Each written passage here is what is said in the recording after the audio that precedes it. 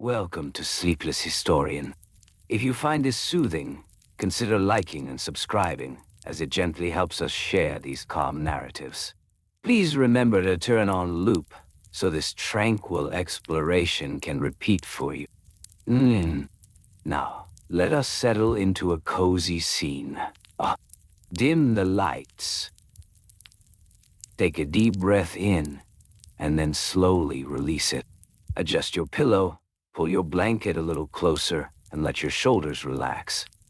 Today we embark on a rather peculiar journey, delving into the often overlooked, yet remarkable intricacies surrounding the color coordination of togas within the Roman Senate. This topic may seem mundane, but it offers a gentle glimpse into the daily routines and ceremonial practices that held significant meaning in Roman political life. Imagine the senators gathered in their chambers, surrounded by the soft glow of torches flickering against stone walls. Picture them engaged in quiet discussions about the appropriate hues of their togas.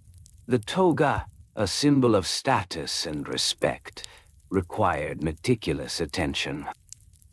Each senator would carefully consider not just the fabric, but the color that would convey the right message during political gatherings. Slowly, we will explore the specific shades preferred by different factions.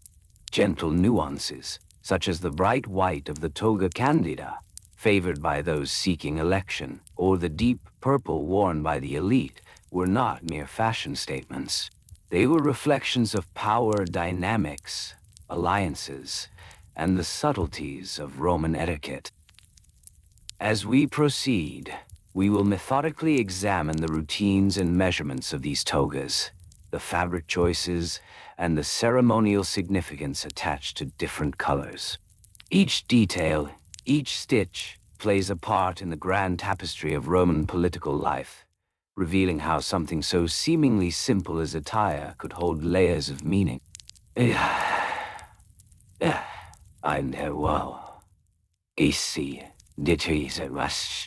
So, let us breathe deeply again and sink a little more into this exploration, knowing that little by little we will uncover the silent struggles of dressing appropriately for political shenanigans. And now, let us begin our journey into the exasperatingly mundane history of Roman Senate toga color coordination meetings. The preparations for a Senate meeting began well before the senators donned their togas. Each senator had a dedicated servant, often referred to as a famulus, responsible for the careful selection and presentation of the toga. This relationship was built on trust and familiarity, creating a routine that was comfortable for both. The famulus would rise early, often before dawn, to prepare the garments that would be worn that day. First, the famulus would examine the toga itself. Made from fine wool, these garments were typically between 3 to 4 meters in length. The fabric was woven in such a way that it draped elegantly across the body, allowing for both comfort and style. The color of the toga was of utmost importance, as it signified the status and intentions of the wearer. For the toga candida, the bright white hue was achieved through a careful process of laundering. It was not simply washed, rather, it was treated with a mixture of chalk and water to enhance its brightness. This treatment was done at least 3 times, ensuring that the toga would shine in the sun, reflecting purity and honesty. The famulus would take care to store the toga in a cool, dry place, perhaps hanging it on a wooden peg to prevent any creases or damage. The toga praetexta, adorned with a purple border, was reserved for the young and those in high office. This particular color was derived from the mucus of the murex snail, making it both rare and expensive. The process of obtaining this dye was labor-intensive, involving the collection of thousands of snails to produce just a small amount of the rich hue. The price for such a toga could be as high as 100 denarii, a significant sum for the average citizen. As the famulus worked, they would meticulously fold the toga, taking care to place the hem at the correct length. A toga that was too short would convey disrespect, while one that was excessively long could be impractical and cumbersome. Generally, the hem should graze the tops of the sandals, allowing for ease of movement while maintaining decorum. The preparation of the toga was not just a matter of aesthetics. It was steeped in tradition and etiquette that had been passed down through generations. Once the toga was prepared, the senator would engage in a morning ritual of grooming. This included a careful shave, ensuring that every bit of stubble was removed for a clean appearance. The senators would also apply oil to their skin, a practice that kept the skin soft and presented a polished visage. This oil was often scented, perhaps with lavender or rosemary, adding a gentle fragrance to their presence, enhancing their appeal as they entered the Senate chamber. Livrez-moi, Noro, Deli, Gao, Gad. The senators would then dress in a private chamber where they could take the time to don their togas properly. The toga was draped over the left shoulder, wrapped around the body, and then brought back over the right shoulder. This specific method of wrapping was important, as it symbolized the balance between authority and humility.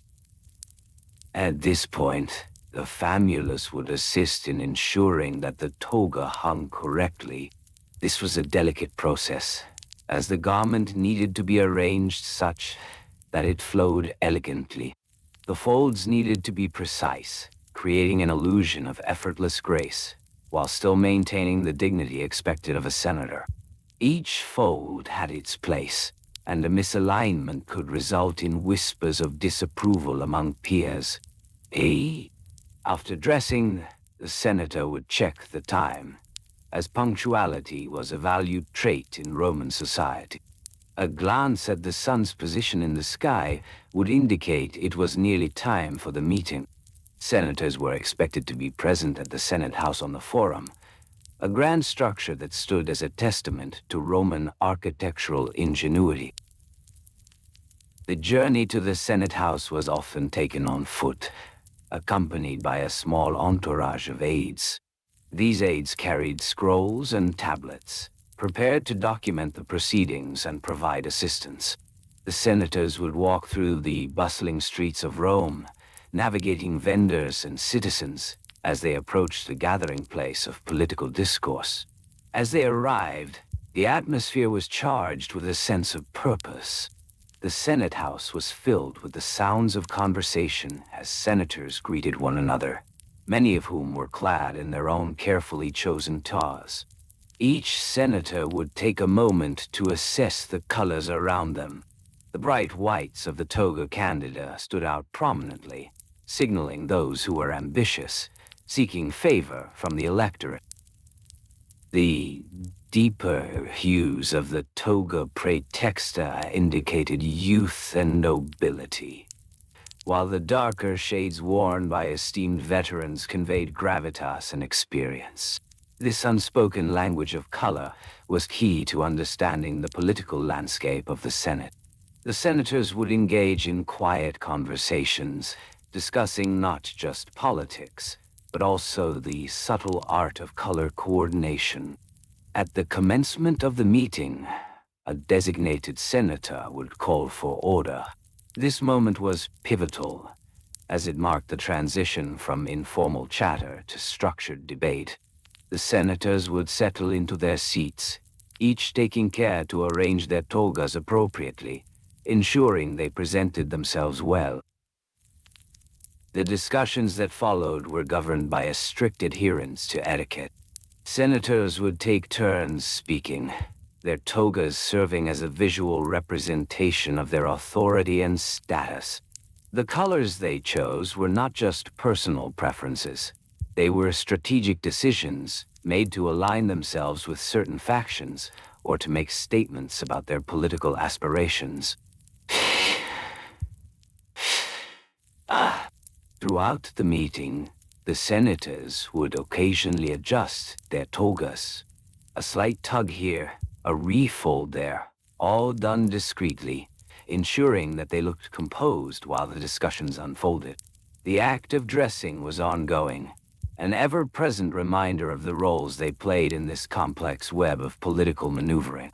Each senator was attuned to the colors and postures of their peers, understanding that these details could convey alliances or rivals. As the meeting drew to a close, the senators would prepare to depart, taking care once more with their togas. The famulus would be waiting outside, ready to assist in the removal of the garment, carefully folding it for storage until the next meeting. These moments, though seemingly mundane, encapsulated the essence of Roman political life. Little by little, the togas worn, the colors chosen, and the rituals observed painted a vivid picture of a society that, at its core, thrived on tradition and etiquette. As we reflect on this, let us breathe deeply again, allowing the gentle rhythm of history to lull us further into the depths of understanding. As the senators prepared to depart from the meeting, the atmosphere remained tranquil yet focused. The soft rustle of fabric filled the air as the senators adjusted their togas one final time. Each toga, crafted from fine wool, had been carefully selected for its color and texture. The rich hues of white, cream, and even a gentle olive green were popular choices, each color symbolizing different aspects of their status and intent. The senators knew that the colors they wore would be scrutinized, each shade evoking thoughts and interpretations from their peers and the populace. The togas themselves were typically around 4 meters in length, allowing ample fabric for draping and folding. As the senators began to unwind the fabric and prepare for storage, they would make certain that the folds remained crisp. The folding was an art in itself, requiring a deft hand and an understanding of the garment's structure. The famulus, attendants who assisted the senators, were trained in the delicate task of folding. Each fold had to be precise, ensuring that the fabric would not lose its shape when stored. To begin the process, the famulus would approach each senator, offering assistance with a gentle bow of the head. They would first unfasten the toga from the senator's shoulder, allowing it to cascade down. This action, performed with care, was not only practical but also served as a reminder of the social hierarchy within the Senate. The famulus would then take the toga, running their fingers along the length of the fabric to smooth out any wrinkles that had formed during the meeting. The senators would stand still, allowing the famuli to perform their task with respect and precision. No. Once released from its draped form, the toga was laid out flat upon a low table, often made of polished wood, reflecting the soft light of the oil lamps that illuminated the room. The room itself, adorned with frescoes and intricate mosaics, was a space that held countless meetings, discussions, and, yes, color coordination sessions. Each senator would then carefully observe the handling of their garment, ensuring it was treated with the utmost care. The folding process began with a simple maneuver. The toga would be folded in half lengthwise, the two sides meeting at the center. Then the famulus would gently gather the fabric at the waist, creating a pleasing cascade of wool. This created a form that was both practical for storage and aesthetically pleasing. The senators appreciated the beauty in the mundane. They understood that a well-folded toga demonstrated a commitment to order and respect for the institution itself. Next, the toga would be rolled from the bottom up, creating a compact form that could easily be stored in a designated chest. These chests were crafted from sturdy wood, often intricately decorated, and were designed to hold multiple togas. Each senator had a specific chest assigned to them, with their name etched into the wood, ensuring that their garments were easily accessible. The famulus would take care to label each chest, using a small piece of wax tablet, noting the colors and types of togas within. This organization was crucial, as the senators had multiple togas for various occasions. The price of a toga could vary significantly depending on the quality of the wool and the craftsmanship involved. A simple toga might cost around 1 denarius, while a finely woven and richly dyed toga could fetch up to 10 denarii or more. Senators often had an array of togas, each signifying a different aspect of their political and social status. Maintaining this wardrobe required a careful budget, as the togas were not only garments, but also symbols of their identity. As the senators had their togas folded, they would engage in soothing conversation, discussing the nuances of the day's discussions. The rhythm of their dialogue mirrored the careful folding of their garments, a dance of fabric and words. Little by little, they would share thoughts on color choices for the upcoming gatherings, reflecting on past meetings and how their attire had impacted their interactions. They understood that colors could convey power or humility, a reminder of their standing within the Senate. The process of preparing for the next meeting was methodical. A senator would arrive at the Senate a few hours before the meeting, allowing time to consult with their famulus about the appropriate toga for the day. They would discuss the current political climate, referencing recent events that might influence their choice. The discussions were not rushed. They unfolded gently, allowing each senator to reflect on their decisions and the implications of their attire. A common practice among senators was to keep their togas meticulously clean and free of blemishes. This required frequent laundering, a process that involved soaking the wool in a mixture of water and natural soaps. The famuli would often use a soft brush to gently scrub the fabric, ensuring that it remained bright and fresh. After washing, the togas would be laid out to dry, hung in shaded areas to avoid direct sunlight, which could cause the colors to fade. This meticulous care was a point of pride for many senators, as it reflected their commitment not only to personal appearance, but also to the traditions and values of Roman society. Once dried, the togas would be pressed using a flat stone, ensuring that any wrinkles were smoothed away before the next meeting. The sound of stone against fabric was soft and rhythmic, a reminder of the care that went into maintaining their garments. Senators often found a sense of calm in this routine, a moment of quiet reflection before entering the bustling world of politics. Every few weeks, there would be a special gathering, a ceremonial event where senators would showcase their finest togas, often in vibrant colors.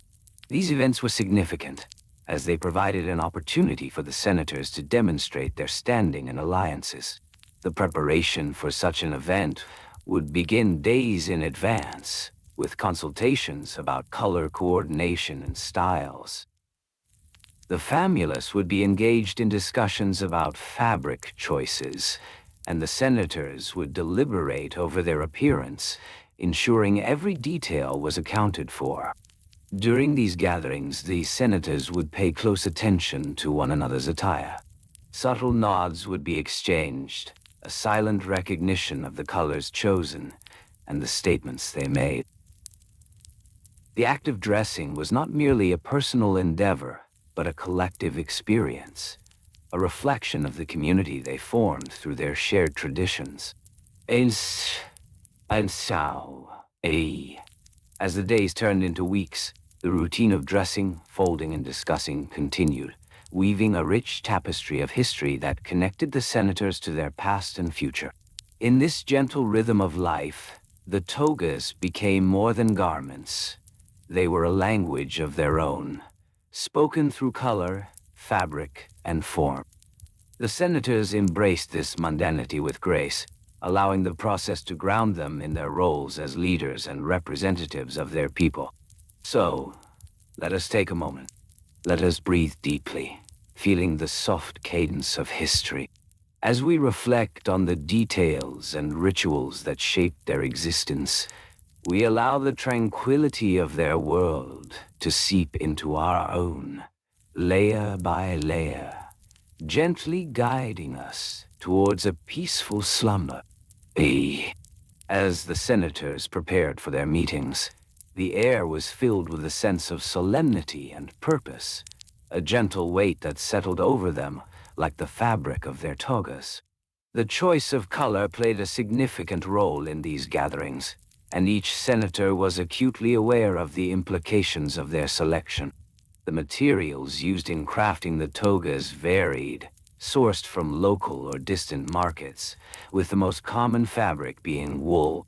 Soft wool, thick yet breathable, draped elegantly over the body, allowing for both comfort and a dignified appearance. In the early hours of the morning, the senators would rise, greeted by the soft light of dawn, and take a moment to breathe deeply. They understood that the ritual of dressing was essential, not merely a task to complete, but a moment to connect with their identity. With deliberate care, they would reach for their togas, which were typically about 6 to 7 meters in length. This generous measurement allowed for ample folds and draping, creating the iconic silhouette that was so deeply associated with Roman authority. The process of donning the toga was intricate, requiring both practice and precision.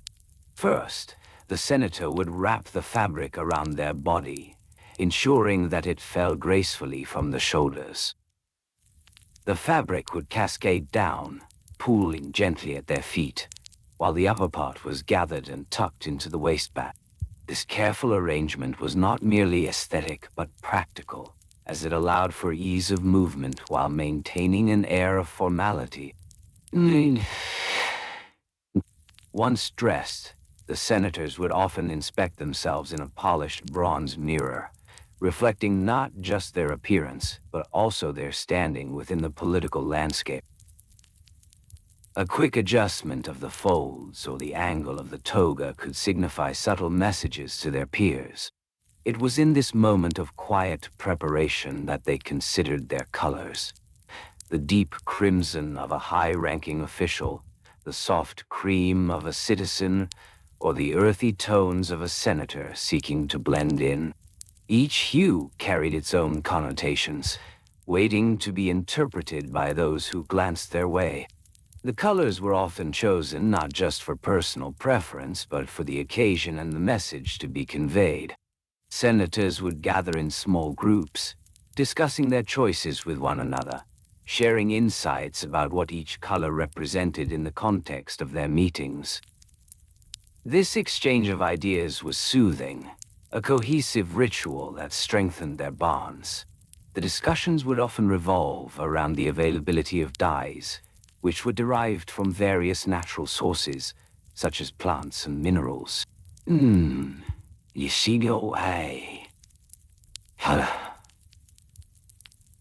Wada.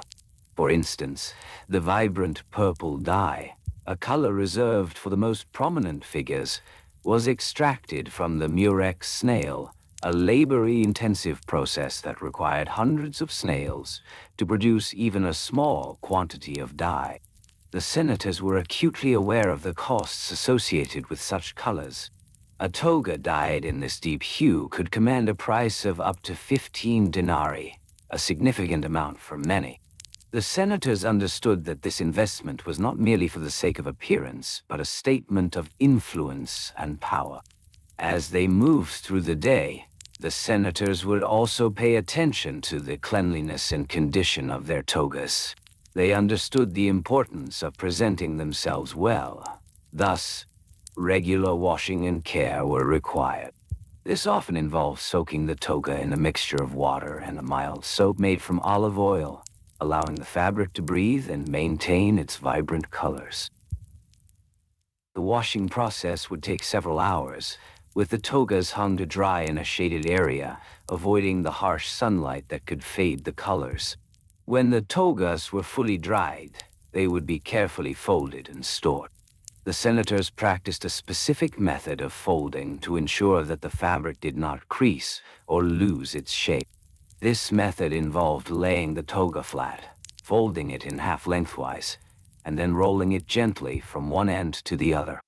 This technique not only preserved the integrity of the garment, but also made it easier to transport, should they need to travel for political engagements.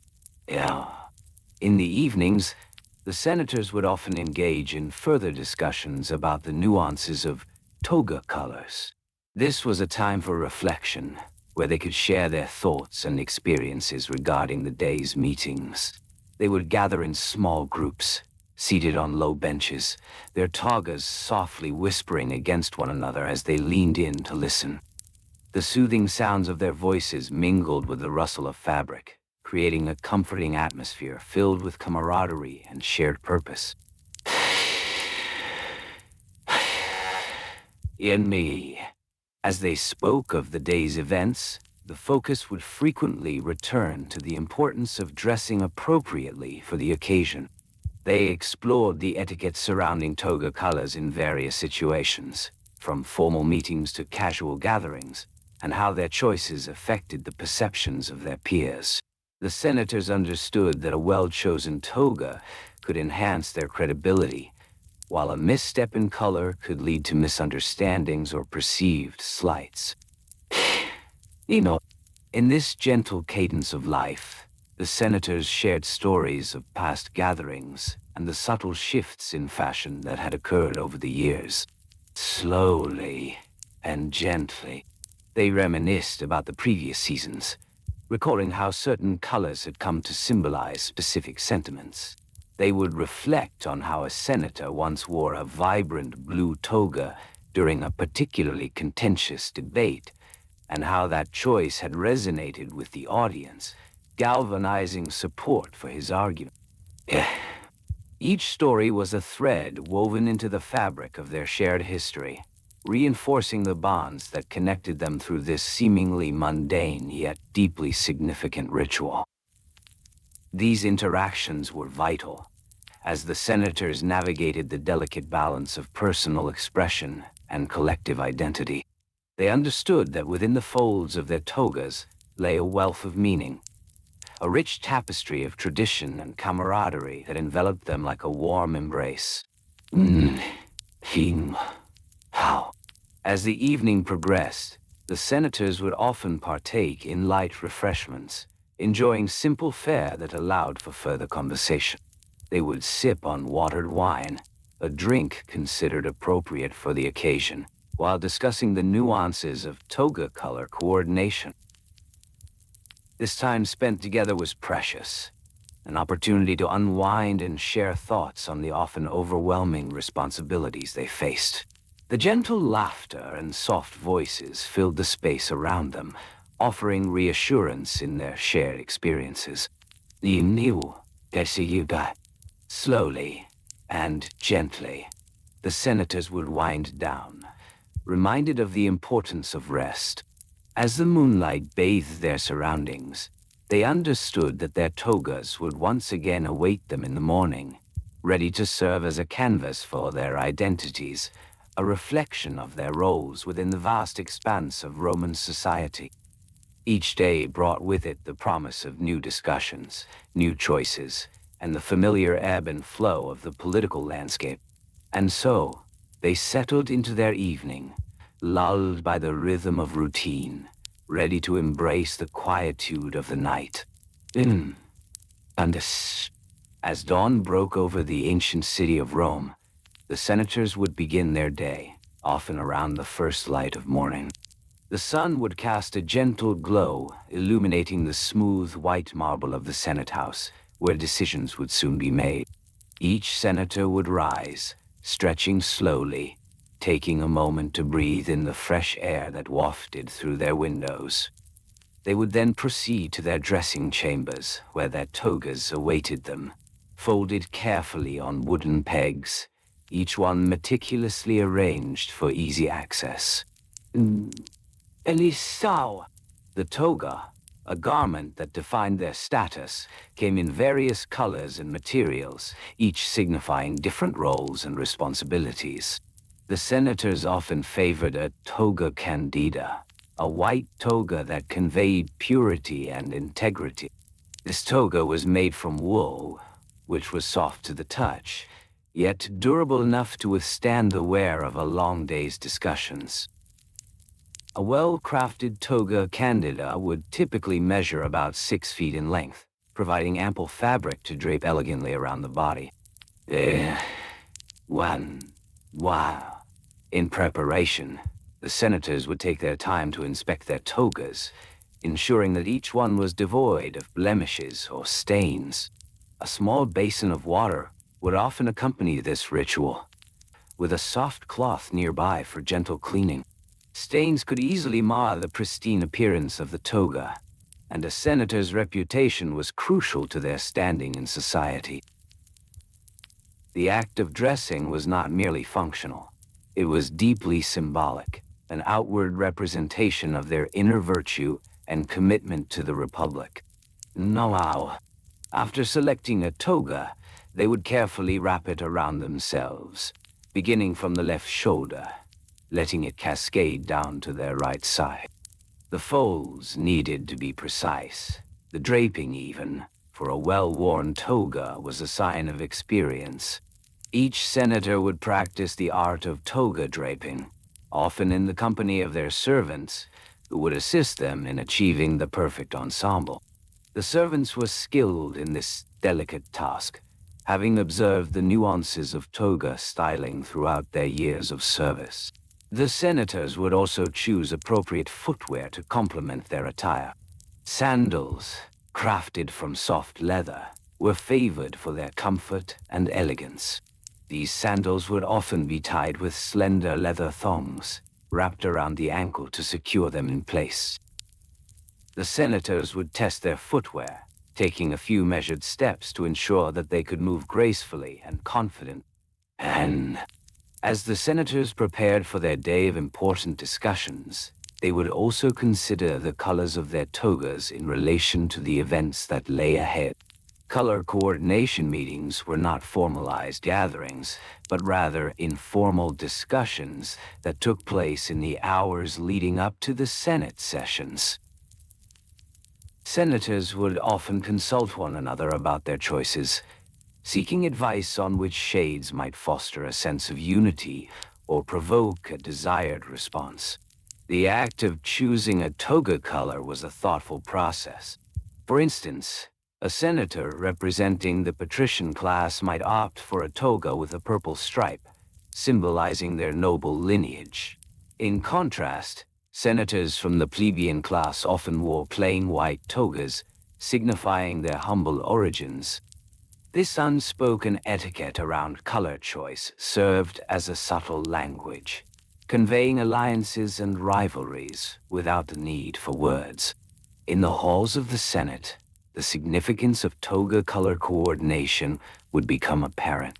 As senators entered, they would take note of one another's choices, exchanging glances that spoke volumes. A senator, clad in a bright toga, might be perceived as ambitious, while those in subdued colors were seen as contemplative. The interplay of colors was a silent dance, a ritual that added layers to their interactions. My linian, yea, ihalfain. Migalmo, afshio. The senators would then gather in small groups, often around a central courtyard, where they could engage in light conversation before taking their positions in the Senate chamber. This time was precious, a moment to discuss not only the day's agenda, but also the intricacies of dress and appearance. Some senators would bring along small tokens of appreciation, perhaps a few figs or a small jug of wine, to share during their discussions. These simple gestures fostered camaraderie, allowing them to bond over the shared experience of political life.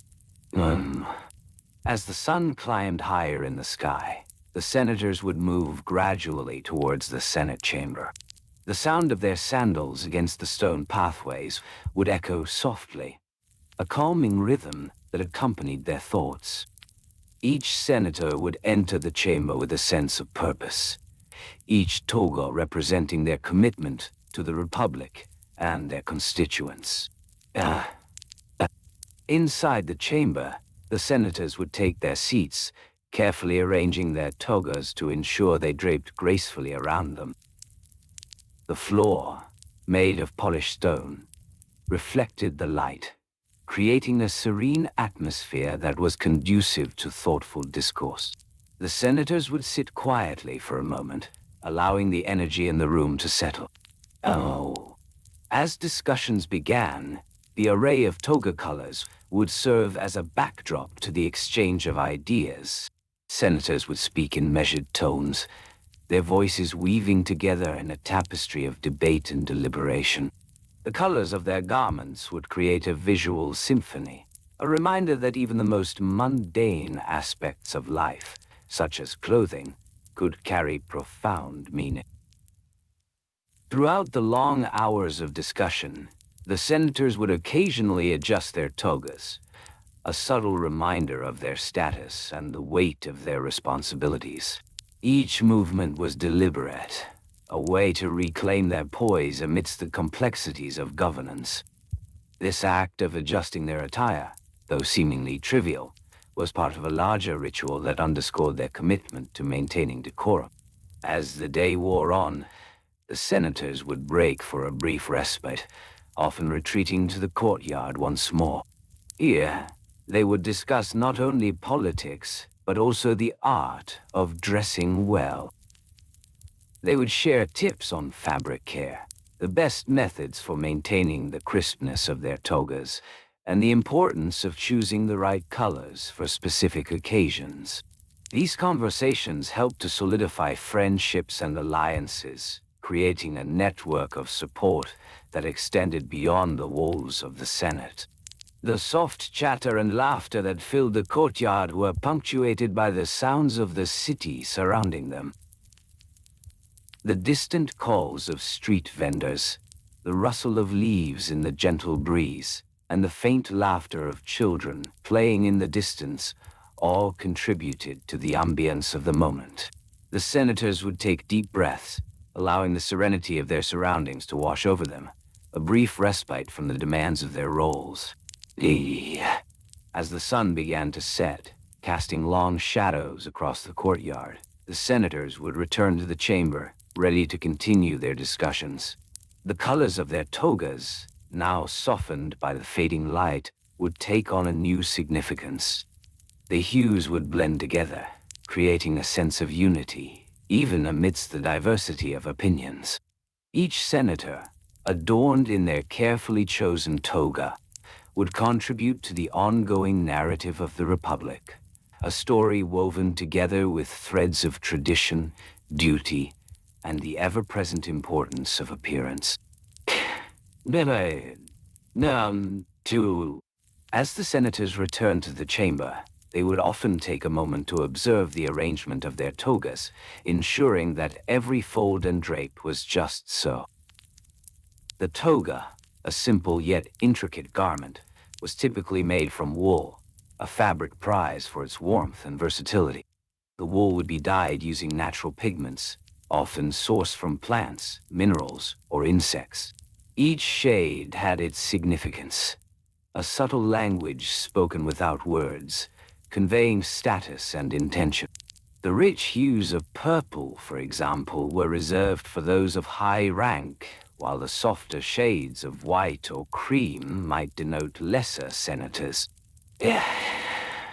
Well, preparing for a meeting required careful consideration and a keen eye for detail. The senators would often begin their day with a visit to their wardrobe, a space dedicated to their togas. This wardrobe might be a simple wooden chest, intricately carved, or a more elaborate closet with shelves for various garments. Each toga was meticulously folded, ensuring that the fabric remained pristine and free from creases. Senators would take their time, gently smoothing the wool with their hands, admiring the colors under the soft light of the early morning sun. In Once the senator had selected their toga, they would drape it over their shoulder, allowing it to cascade down to the floor, its length carefully measured. A standard toga could range in length from about 3 to 5 meters, depending on the stature of the wearer. The senators would often discuss the ideal length, as a toga that was too short might be seen as inappropriate, while one that was excessively long could be cumbersome. Once dressed, the senators would pause in front of a mirror, perhaps a polished piece of metal or glass, to examine their appearance. They would adjust the folds, ensuring that the fabric hung gracefully and that the colors complemented one another. The process of dressing was not merely functional. It was an art form, a ritual that required patience and precision. As the senators gathered in the chamber, the air would be filled with the scent of polished wood and the faint, lingering aroma of oils used to treat their togas. They would take their seats, the sound of fabric rustling softly as they settled into place. The seating arrangement was often determined by rank, with the most esteemed senators occupying the front rows. This hierarchy was reflected not only in their seating, but also in their toga colors, a visual representation of their status within the Senate. During meetings, discussions would often revolve around policies and matters of state, yet the subtle nuances of toga color coordination continued to play a role in these conversations. Senators would pay particular attention to the colors worn by their colleagues. A senator clad in a deep crimson toga might signify a call for attention, while a senator in a muted beige would suggest a more reserved approach. The tones and shades used were like a palette, each hue selected to convey specific sentiments or intentions. There were unspoken guidelines about the appropriateness of certain colors for various occasions. For instance, during times of crisis, darker shades might be favored, symbolizing gravitas and seriousness. Conversely, lighter colors would be worn during celebrations or festive occasions, where the mood was more relaxed and hopeful. The senators understood these unspoken rules, and as they convened, they would subtly signal their alignment or dissent through their choices. In the context of these meetings, the senators would often engage in light conversation about their togas. They might share tips on the best dyes, or discuss the latest trends in toga fashion, often with a hint of humor that remained polite, yet playful. This camaraderie forged deeper connections among them, and the act of dressing and selecting colors became a bonding experience, a shared ritual that added to the fabric of their political lives. As the discussions ebbed and flowed, the senators would occasionally take note of the colors in the chamber. The soft hues of their togas would create a gentle mosaic against the backdrop of the stone walls. The light filtering through the open windows would catch the fibers of the fabric, giving a warmth to the room that matched the congenial atmosphere of the gathering. After lengthy discussions, the senators would often break for refreshments. During this time, the topic of togas would resurface. They might exchange stories of their favorite garments, recounting the occasions on which they wore their most cherished togas. Personal anecdotes would be shared, tales of mishaps or triumphs in the realm of toga etiquette. In preparation for these lighter moments, many senators would have a designated place to store their spare togas. Perhaps a simple storage chest adorned with leather, which held the garments that were less frequently worn. Each toga would be carefully folded and placed within, layers of fabric resting gently on one another. These spare togas were often in varied colors, each chosen for its unique significance or purpose. The senators would also have a variety of accessories to accompany their togas. Simple leather sandals, perhaps, or a decorative brooch that could be pinned to the shoulder. Each accessory was chosen with care, reflecting the personality of the senator while maintaining the dignity of the toga itself. As the day wore on, the senators would gradually begin to notice the fatigue setting in, and the weight of their responsibilities would press softly upon their shoulders. They would take a moment to adjust their togas, to smooth out the fabric as if to prepare themselves for the next round of discussions. The act of dressing, of choosing colors, and of adorning themselves became a ritualistic process that provided comfort amidst the complexities of their roles. Slowly and gently, they would exchange glances, a knowing understanding passing between them. They were more than just political figures.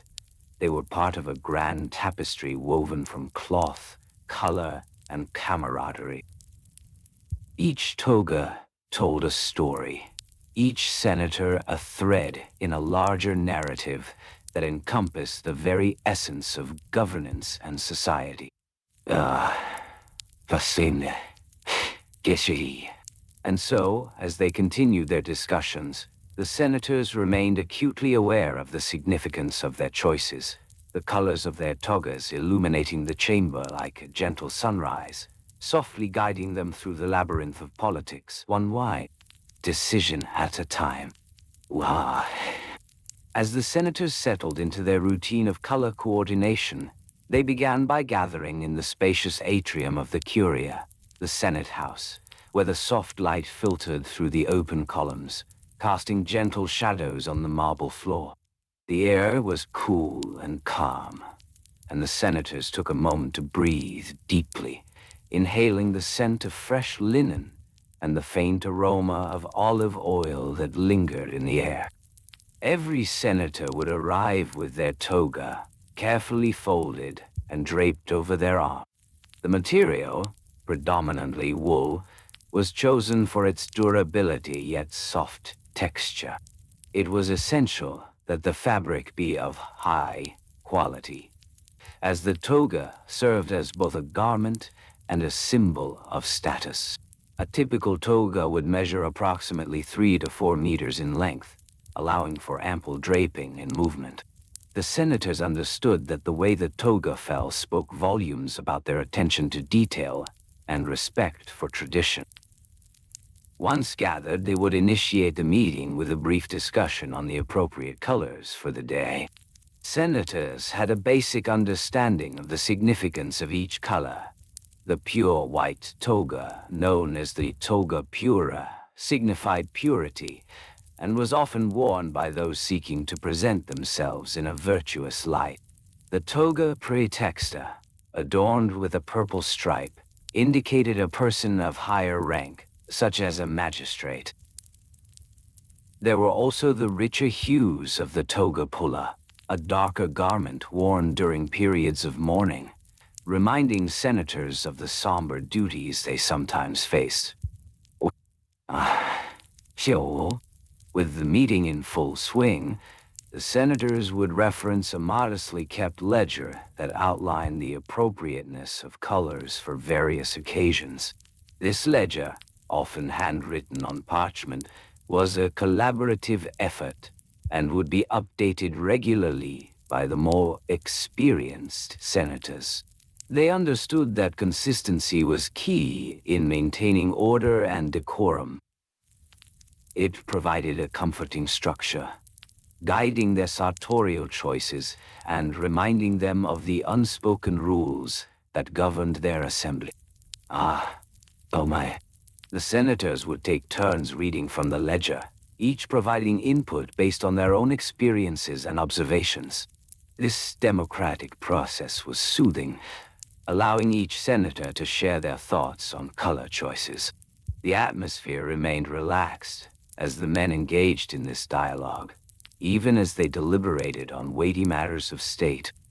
As they discussed, they might refer to their own personal collections of togas, which were often stored in wooden chests lined with fragrant herbs to repel moths. These chests, crafted with care, were sometimes intricately carved, reflecting the familial lineage of each senator. The togas would be meticulously folded, ensuring that the fabric remained pristine, ready for use at a moment's notice.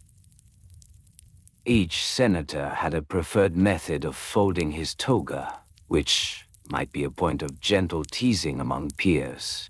Some preferred the traditional method, which involved folding the garment into thirds lengthwise, while others liked to keep it more casual, opting for a simple roll. Regardless of their method, the final result was a neat presentation that reflected their commitment to the intricacies of their roles. In preparation for the day ahead, senators would also discuss the logistics of dressing. The fabric of the toga was heavy, and donning it required assistance. Some senators would have a trusted attendant, often a younger member of their household, who would help arrange the folds and drape it correctly across their shoulders. This process, while seemingly mundane, was imbued with an intimacy that signaled trust. To put on a toga properly, the senator would first wrap the fabric around their body, ensuring that the longer end hung gracefully. The shorter end would then be tucked into the belt, known as the cincture, which was usually made of a thin leather strap. This cincture was not only practical, but also added a layer of formality to the ensemble.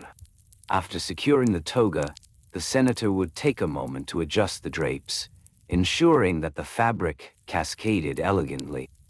Once dressed, they would gather in small groups, admiring each other's togas and offering gentle compliments.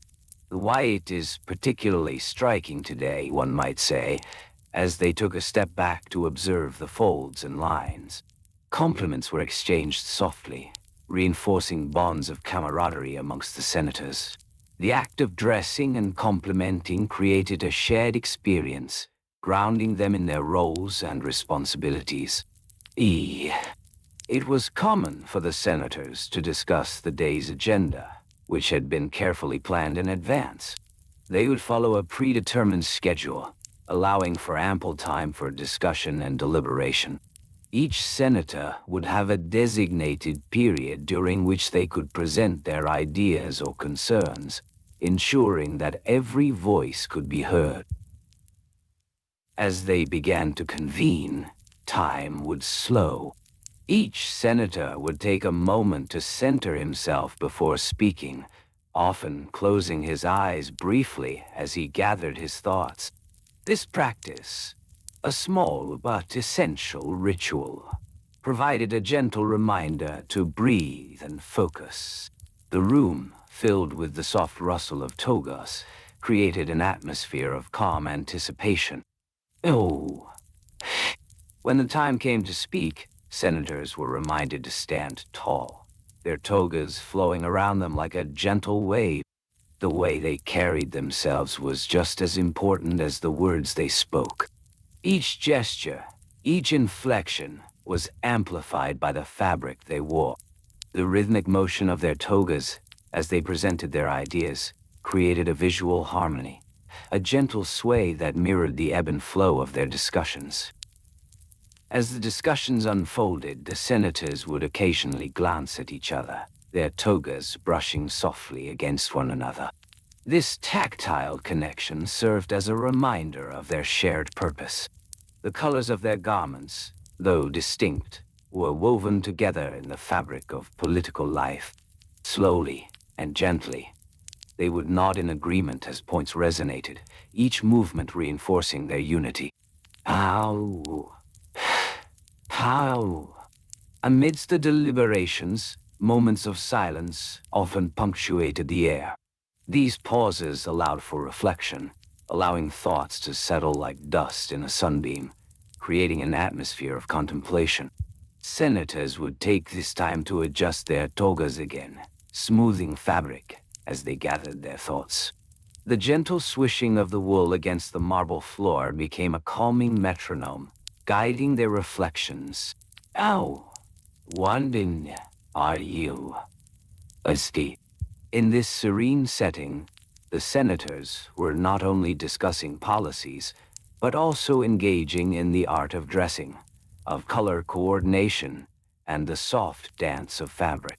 With every conversation, they were reminded of the importance of appearance, etiquette, and the unspoken bonds that held them together.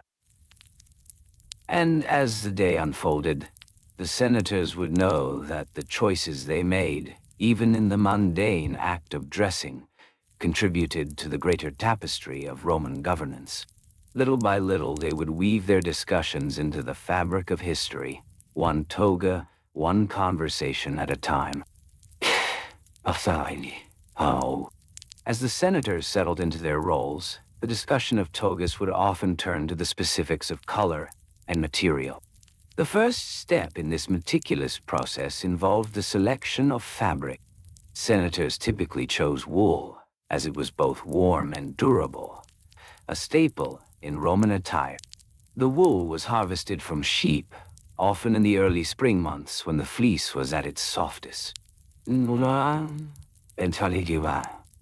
process of dyeing the wool was intricate and required precision. The most prized colors were derived from natural dyes. For example, the rich purple hue, known as Tyrian purple, was made from the secretions of the murex shellfish. This dye was rare and costly. It took thousands of shellfish to produce just a small amount of dye. In contrast, lighter shades, such as white or beige, were more common and accessible to the average citizen. The dyeing process, while labor-intensive, was essential for distinguishing the ranks and roles of the senators. The colors they wore were not merely for aesthetics.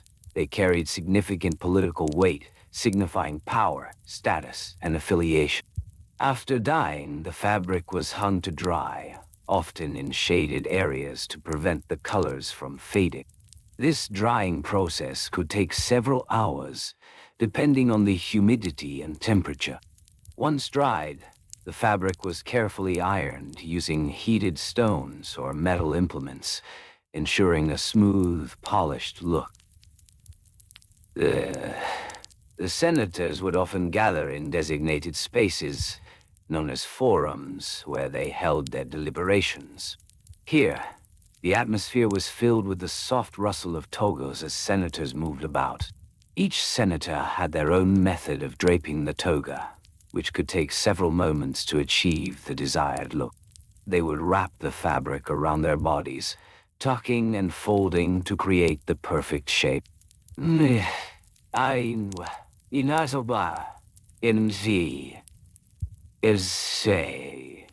Indian no.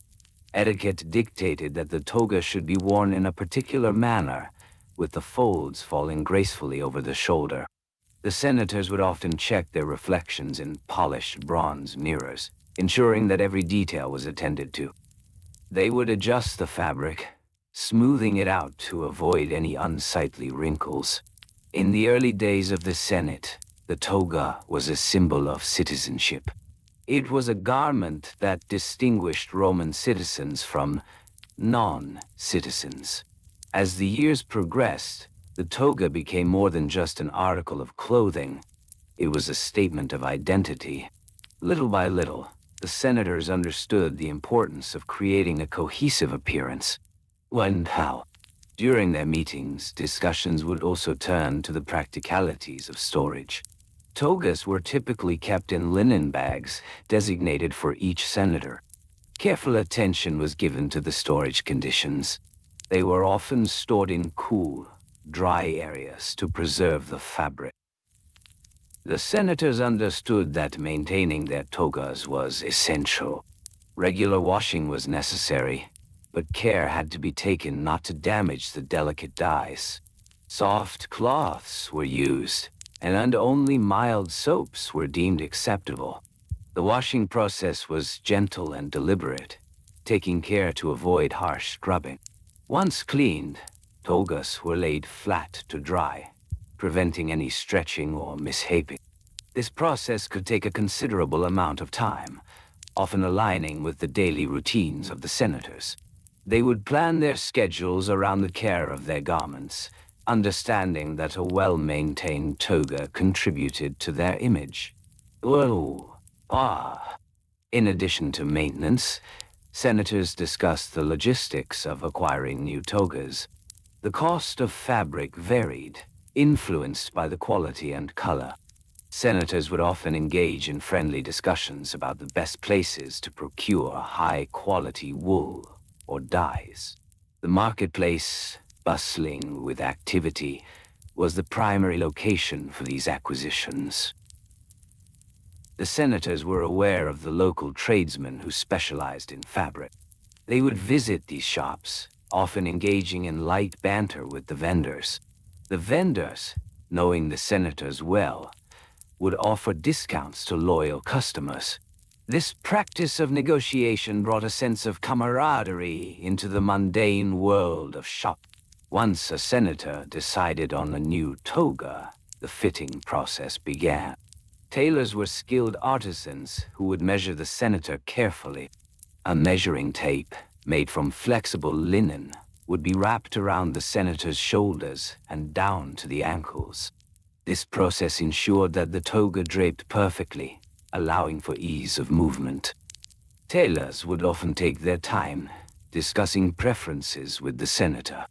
The choice of color was revisited, ensuring it aligned with the senator's aspirations and current political climate. The fitting could take several days, with adjustments made as needed. Senators would visit the tailor, sometimes more than once, to finalize details. The anticipation of a new toga was palpable, as it represented more than just clothing. It was a connection to their role in governance, a visual representation of their commitment to the Senate. The actual wearing of the toga for formal occasions was a moment of pride. Senators would prepare themselves, ensuring every detail was in place. They would adorn their togas with appropriate accessories, such as brooches or pins that indicated their status. The gatherings were often ritualistic, with senators arriving at a set hour. They would exchange pleasantries, adjusting their garments in a sign of mutual respect. The atmosphere was charged with a sense of purpose, yet it maintained a calmness that enveloped the proceedings.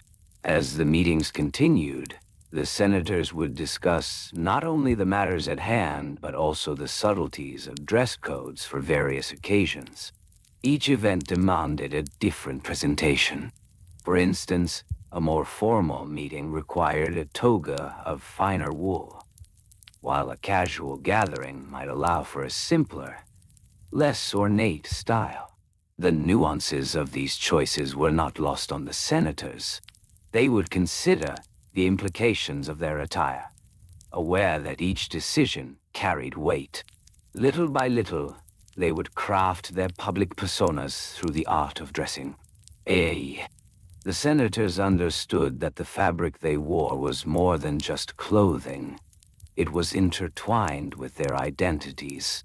And as they deliberated over the specifics of color coordination and fabric choice, they contributed to the ongoing narrative of Roman life, where even the most mundane aspects of dressing became a profound statement of purpose. In the end, these discussions were less about fashion and more about the expression of unity and dedication to their roles. Slowly and gently, they would weave together their thoughts, their togas resonating with the very fabric of their political existence. Each senator, wrapped in wool and purpose, was a thread in the intricate tapestry of governance, contributing to the legacy that would endure through time. The process of selecting the appropriate toga for a meeting was a ritual steeped in tradition. Each senator, in the soft light of the early morning, would prepare for the day ahead, a day filled with discussions, debates, and decisions. As the sun began to rise, casting a gentle glow over the city of Rome, the senators would awaken in their modest homes, where the scent of fresh wool lingered in the air. The first task of the day involved selecting the right toga. The togas were not simply garments. They were made from fine wool, a material that was both warm and breathable. Senators would often have several togas hanging in their wardrobes, each varying in color, texture, and style. The most common color was white, symbolizing purity and peace, but other hues, such as the vivid purple of the senator's toga praetexta, were reserved for special occasions.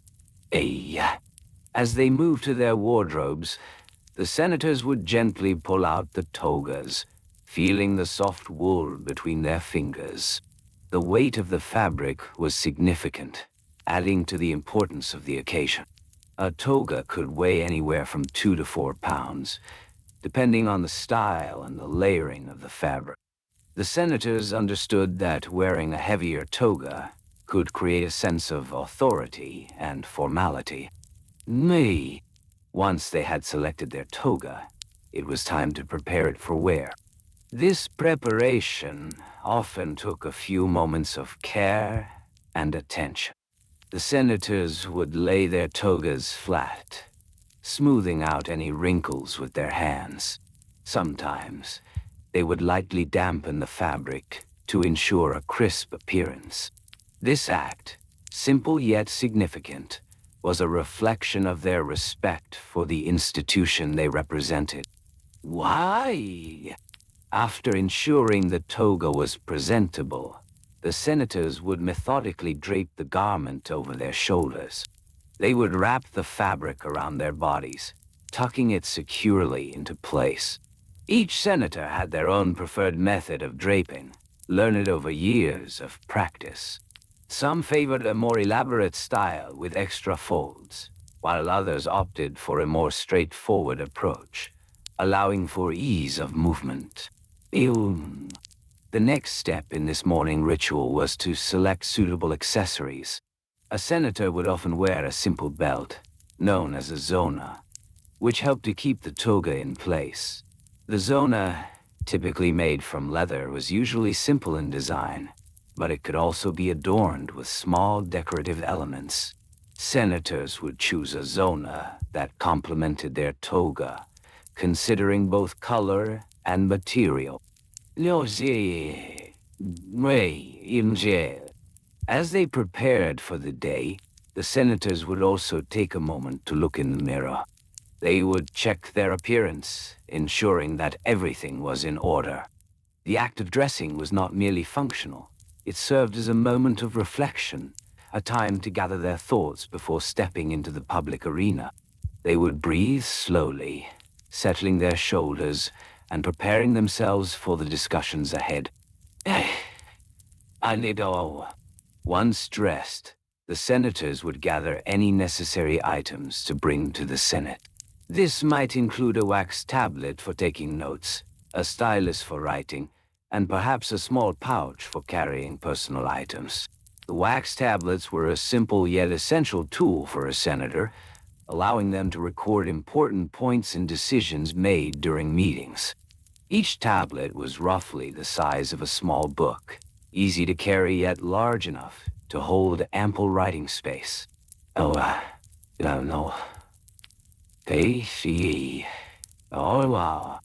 As they made their way to the Senate, the senators would often walk in groups, discussing the matters of the day.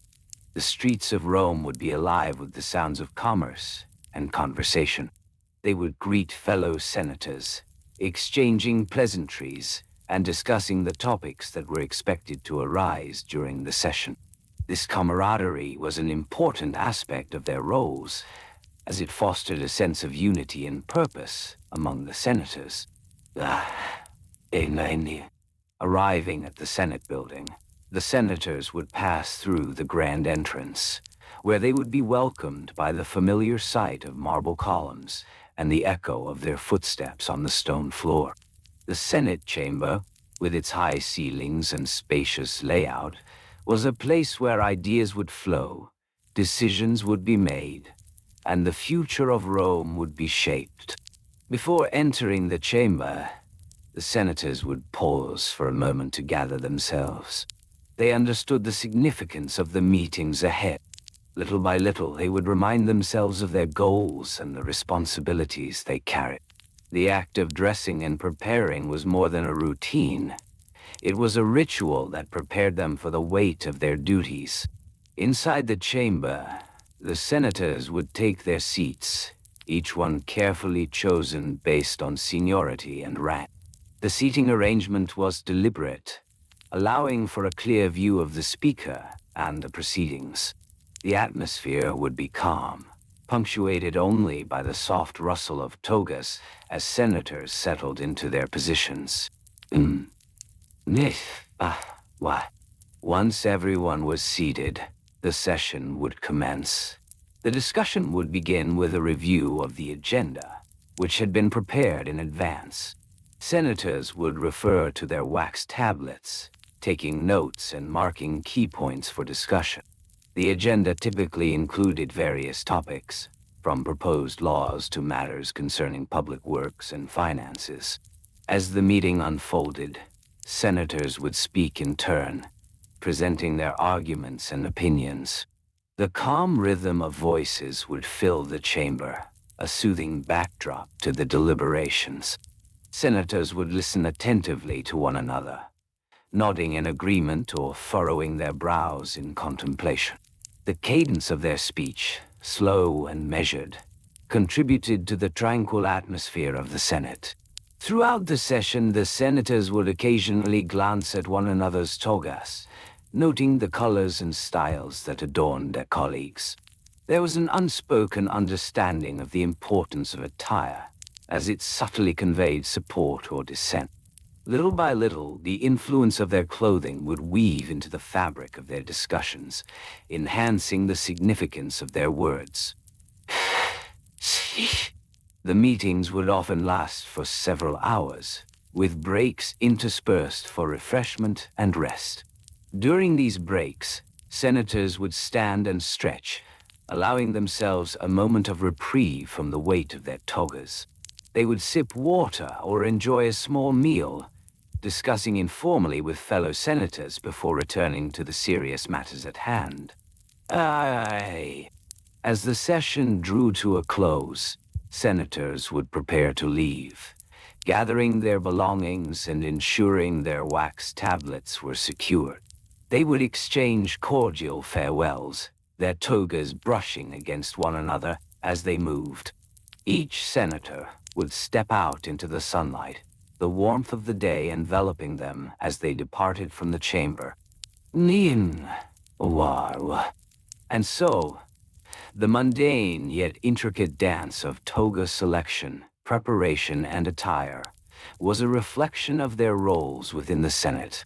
It was a cycle of routine, imbued with meaning, where each choice, each color, and each fold of fabric contributed to the larger story of governance. Slowly and gently, they would return to their homes to rest and reflect on the discussions of the day, knowing that their togas would be waiting for them, ready for the next gathering of minds.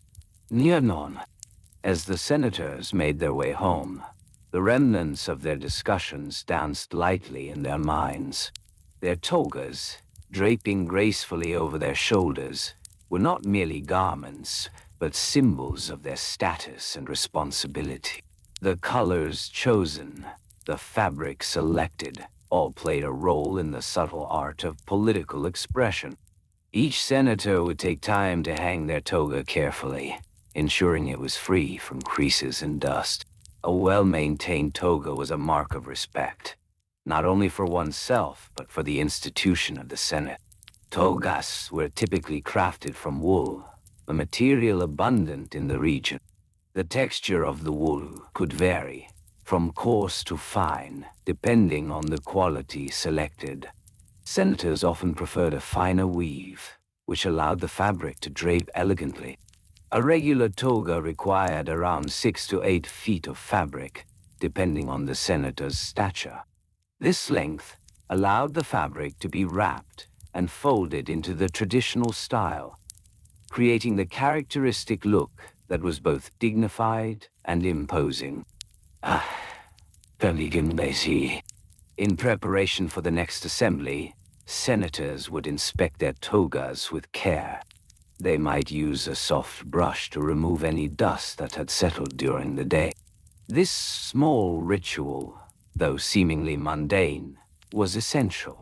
A clean toga represented not only personal pride, but also an awareness of the collective image of the Senate.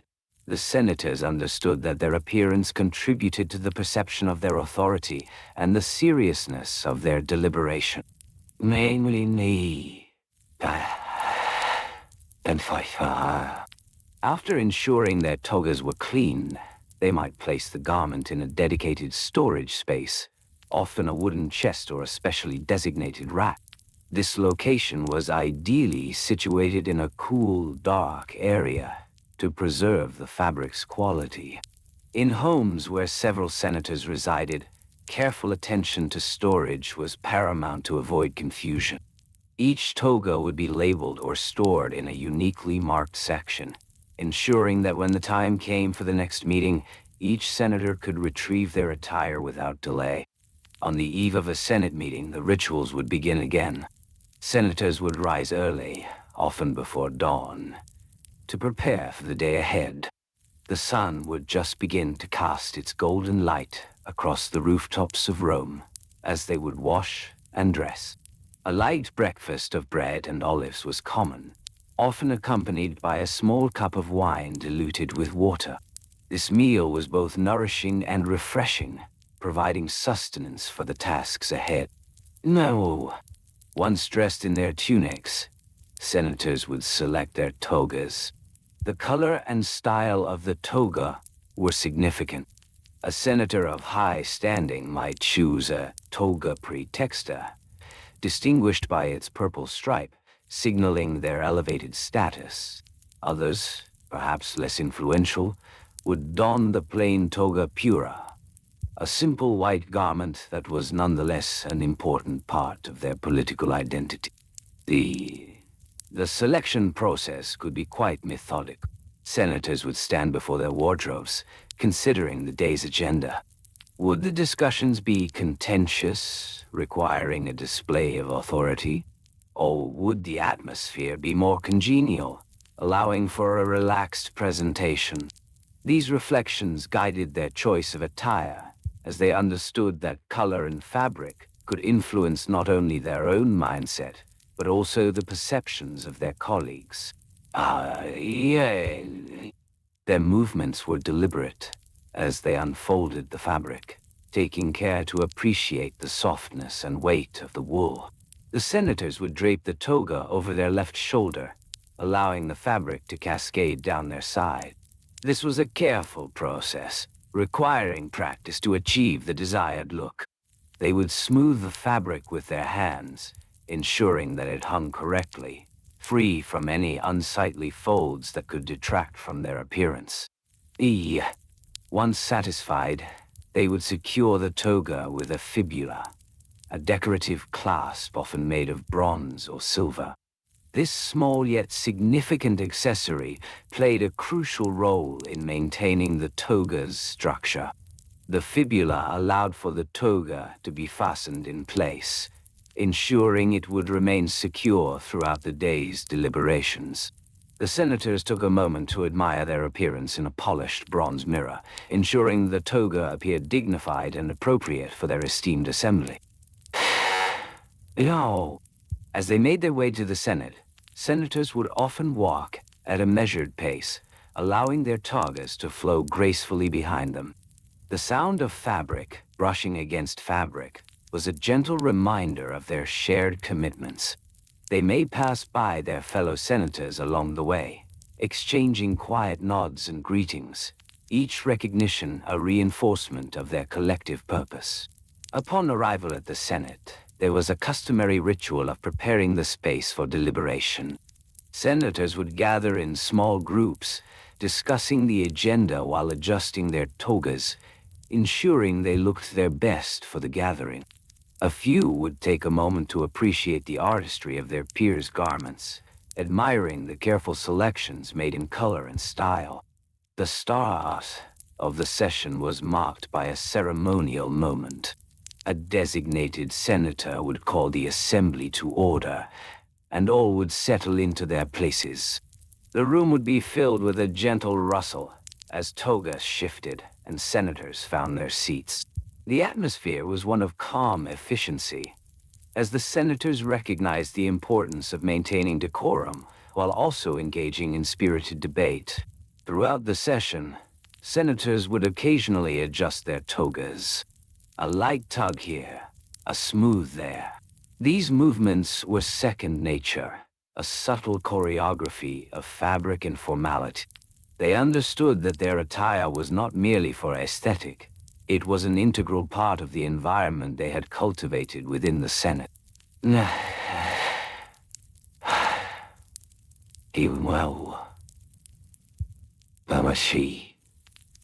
The discussions would ebb and flow, punctuated by moments of silence, as decisions were weighed carefully.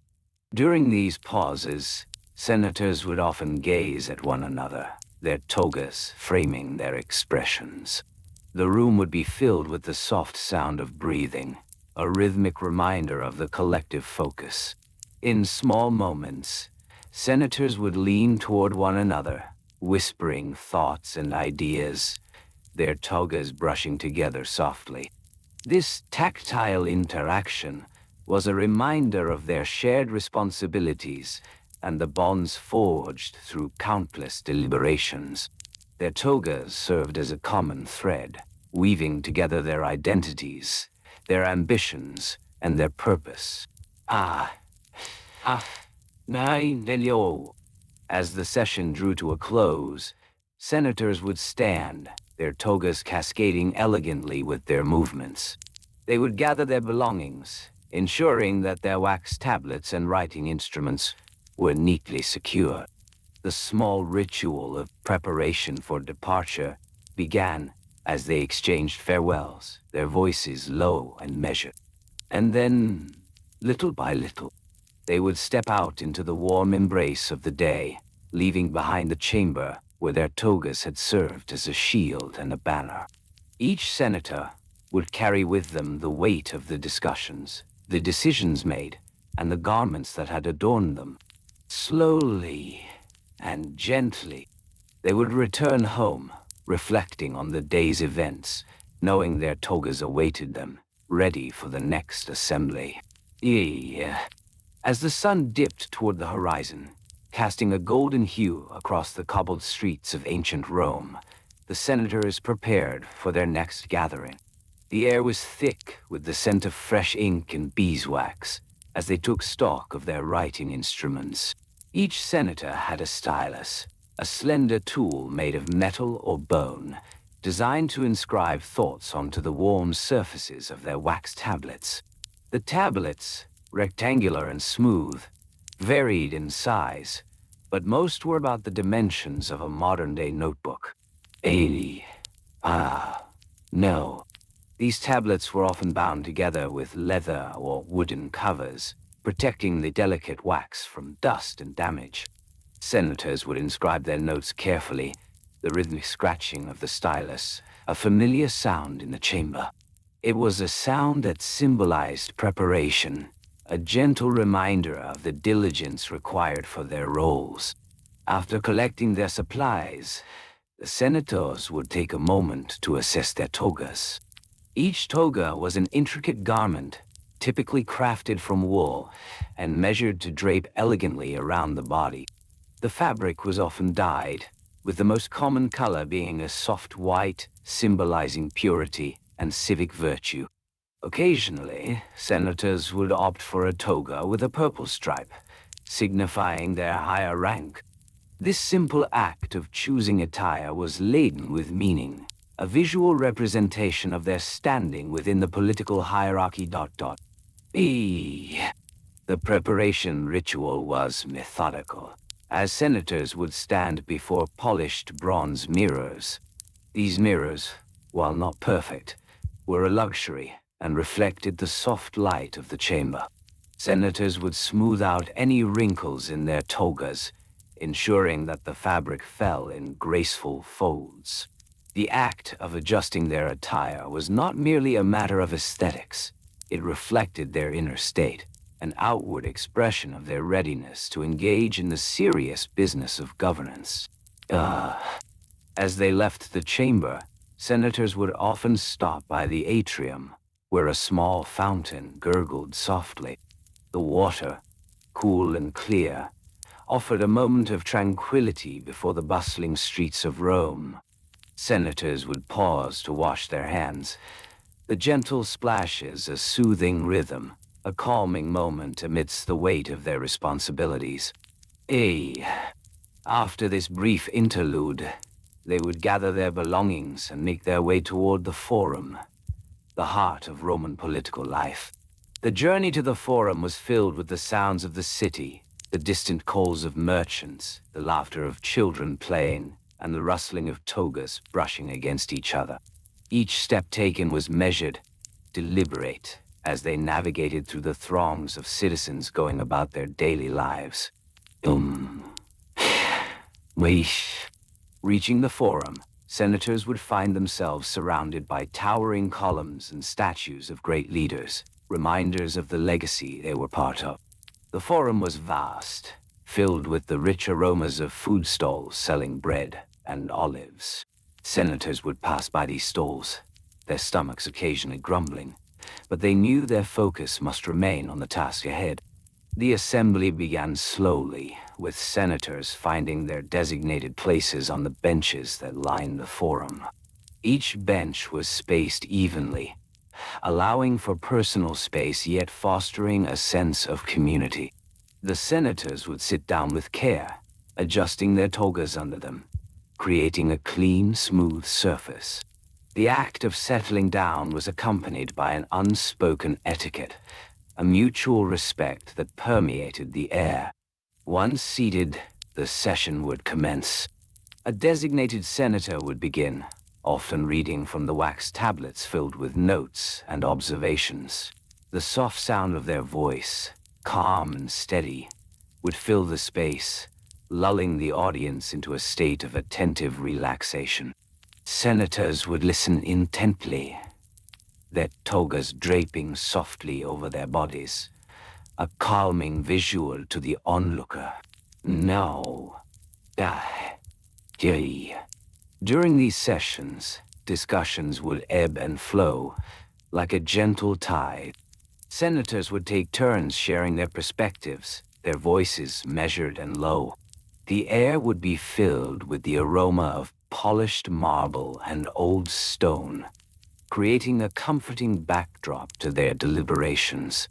Each senator, in turn, would rise to speak, adjusting their togas once more, ensuring that they remained presentable and dignified. The length of these sessions varied, but they often stretched beyond an hour. Senators were accustomed to sitting for extended periods, their physical comfort a secondary concern to the matters at hand. They would take small sips of water from clay cups, the occasional sound of a gentle clink against the stone floor punctuating the silence. In moments of quiet reflection, senators would take to jotting down notes on their wax tablets. The stylus would glide smoothly across the surface, leaving a trail of thoughts captured in wax. This process was methodical and soothing, a repetitive motion that allowed for internal contemplation. Senators often found solace in these small acts, as the physical connection between stylus and tablet helped focus their minds on the matters discussed. As the discussion advanced, senators would occasionally reference each other's contributions. They would do so with a gentle nod or slight gesture, acknowledging the thoughts shared. Such subtle interactions created a rhythm of camaraderie, a bond strengthened by the shared experience of governance. The meetings would include moments of laughter, shared in hushed tones, as senators would recall anecdotes or engage in light-hearted banter. This was not a time for excitement or uproar. Rather, it was an opportunity to connect on a personal level, a gentle reminder of the humanity behind their roles. When the session neared its conclusion, senators would prepare for the final remarks. They would gather their tablets, ensuring their thoughts were neatly captured before the meeting adjourned. Each senator would take a moment to reflect, eyes cast down at their notes, the quiet focus palpable in the air. And then, little by little, the senators would rise once again, togas flowing gently around them. The movement was fluid, a graceful dance as they readied themselves for departure. They would exchange soft farewells, voices hushed but warm, as they acknowledged the day's discussions. Hey, our. The journey back through the forum was a meditative experience, the senators immersed in their thoughts. The gentle rustle of their togas accompanied them, a rhythmic reminder of the day's labor. Each step taken was a return to the warmth of home, where their togas awaited for the next gathering, ready to embrace them once more. Slowly and gently, they would reflect on the weight of their discussions, the decisions made, and the bonds forged in the soft fabric of their togas, ready for whatever lay ahead. In the days following their gatherings, the senators would engage in a delicate ritual concerning their attire. It was not merely a matter of personal preference. It was an essential aspect of their political lives. Each toga required careful selection and preparation to ensure it conveyed the right message. The material of the toga was of utmost importance. Senators often preferred wool, known for its warmth and drape. The texture had to be soft, allowing for grace in movement. The colors of the togas varied, each shade symbolizing different statuses and roles. The most common color was a cream or off-white, called the toga pura, worn by most senators. This color signified their position in society, a canvas for their identity. However, for those holding high offices, the toga praetexta, adorned with a purple border, was the choice of the day. This rich hue, derived from the murex snail, was precious and highly sought after, as it represented authority and power. To prepare their togas, senators would often start the day early. They would rise with the sun, allowing its gentle rays to filter into their chambers. First, they would select their togas from a simple wooden wardrobe, crafted from local timber. This wardrobe was often lined with soft cloth to preserve the garments, protecting them from dust and wear. Each toga had its designated spot, a careful system that allowed for quick access when time was of the essence. Once the toga was chosen, the senator would lay it out on their bed. The fabric needed to be smooth and free from wrinkles, as any imperfection would be noticed during the day's proceedings. To achieve this, a simple wooden iron, heated over an open flame, was employed. The iron was held gently in hand, gliding over the folds of the toga, creating a crisp finish. The senators understood that the way they dressed was a reflection of their commitment to their duties. With their togas prepared, they would dress with care. First, they would step into the fabric, allowing it to cascade around their bodies. The folding was an art in itself. It required precision and grace. The toga was wrapped around the body, creating a drape that would fall just above the ankles, the length measured carefully to ensure no tripping hazards. Senators often had a trusted servant to assist them in this process, as the layering could become intricate. The final touch involved securing the toga with a fibula, a brooch-like clasp made of bronze or... This small but essential item ensured that the toga remained in place throughout the day. The fibula was often intricately designed, showcasing the artistry of local metalworkers. The senators would take a moment to admire the craftsmanship, appreciating the connection to their community. Once dressed, the senators would take a moment for reflection. They often gazed into polished bronze mirrors, adjusting the fabric and ensuring that their appearance was impeccable. This small ritual of self-admiration served as a reminder of their roles within the grand tapestry of Roman society. As the sun climbed higher in the sky, the senators would gather their belongings. A small wooden tablet, often made from lightweight cedar, was a necessity. This tablet was used for jotting down notes during the day's discussions. A stylus, made from metal or bone, would glide smoothly across the surface, allowing for fluid writing. Senators would be keen to ensure that their stylus was well maintained, the point sharpened to allow for clarity in their thoughts. With their tablets secured, they would step outside, where the air carried a gentle warmth. The streets of Rome were alive with movement, but within the senators, there was a palpable calm.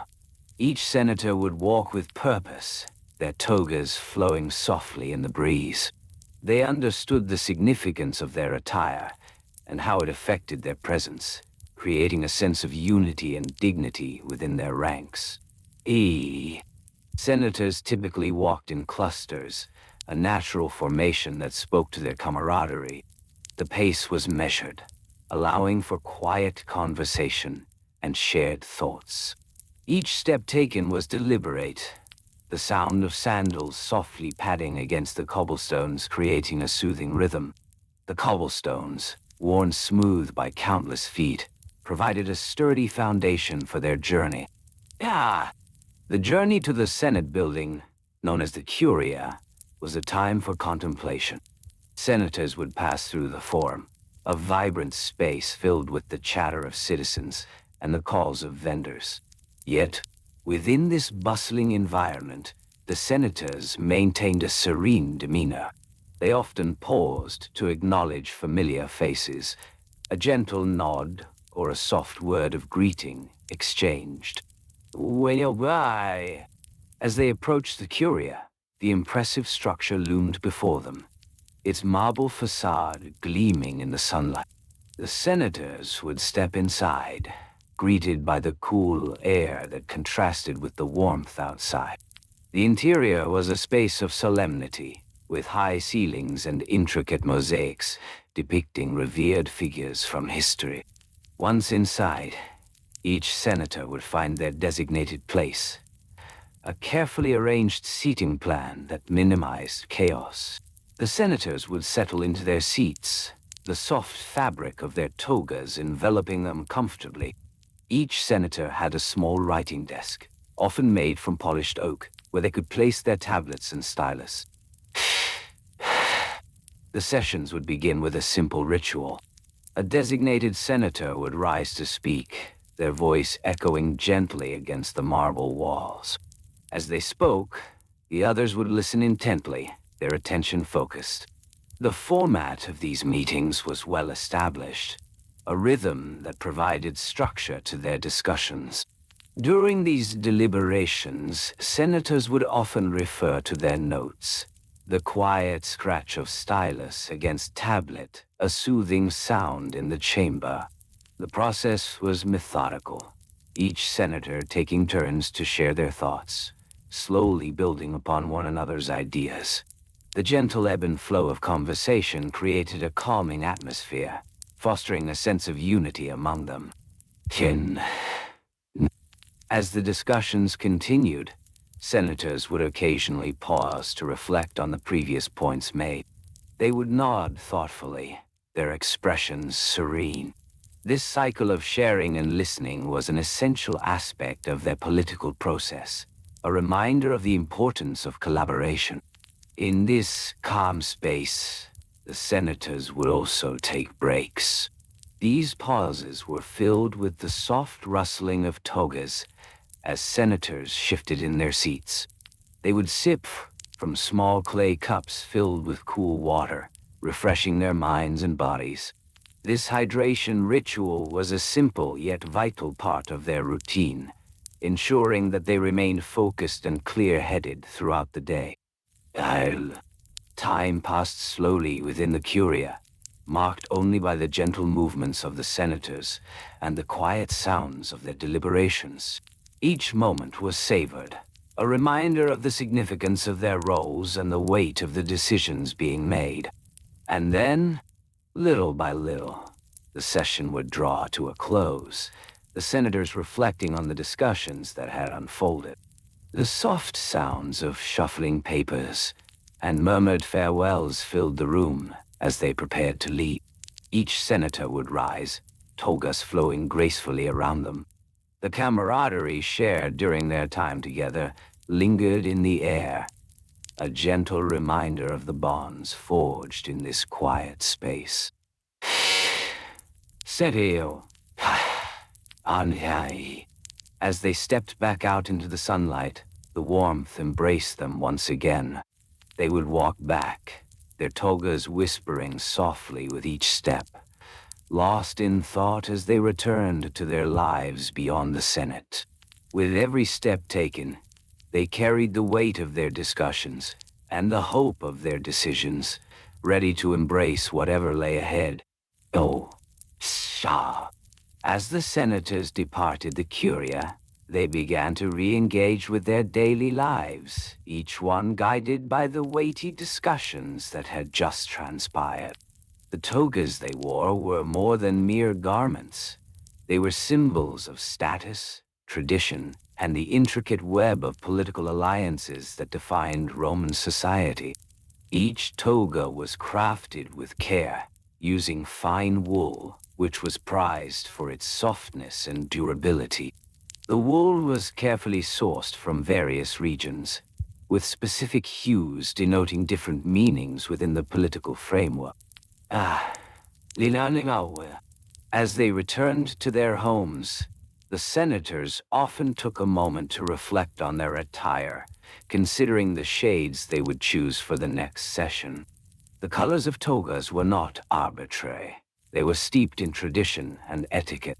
The standard white toga, known as the toga pura, was worn during most public and political engagements. It represented purity and was the default choice for senators. However, slight variations in color and adornment indicated different statuses and occasions. For instance, during celebratory events, some senators might choose to wear a toga with a crimson stripe, the toga praetexta. This indicated their elevated status and was often reserved for magistrates and young boys of noble birth. The creation of these togas was a meticulous process. Wool was dyed using natural pigments derived from plants and minerals. The dyeing process was a well-kept secret, closely guarded by artisans who prided themselves on their ability to produce vibrant, lasting colors. Once dyed, the wool was carefully spun into threads. The spinning took time and required skill, as each thread needed to be uniform to ensure an even weave. This was a labor-intensive task, often performed by women at home. The threads were then woven into fabric using looms, which varied in size and complexity. The size of the loom determined the width of the toga, and skilled weavers could create large pieces of fabric in a single day. After weaving, the fabric was finished with careful trimming, ensuring that each toga had the right length and drape. A standard toga typically measured about 3.5 meters in length, allowing for ample material to be arranged and draped elegantly around the body. This process required great attention to detail, as the toga needed to flow gracefully without hindrance, ensuring that the senator could move freely while making speeches or engaging in discussions. When the toga was completed, it was often stored with care to maintain its quality. Senators typically had a designated space in their homes where their togas were kept. This area was usually cool and dry, shielded from direct sunlight to prevent fading. Each toga was folded precisely, avoiding creases that could mar its appearance. As time passed, the process of selecting the appropriate toga for each occasion became an elaborate ritual in itself. Senators would often consult with their family members or advisors, discussing the implications of color and style. In this way, the mundane task of dressing became intertwined with the art of politics. In the days leading up to a Senate session, senators would examine their wardrobes, considering the political climate and the discussions anticipated in the curia. They would weigh the significance of their color choice against the backdrop of current events. Would a white toga denote neutrality and readiness for debate?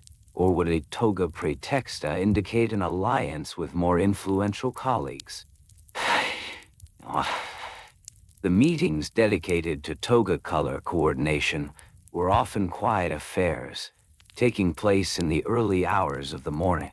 Senators would gather, sometimes in small groups, to deliberate on their wardrobe choices.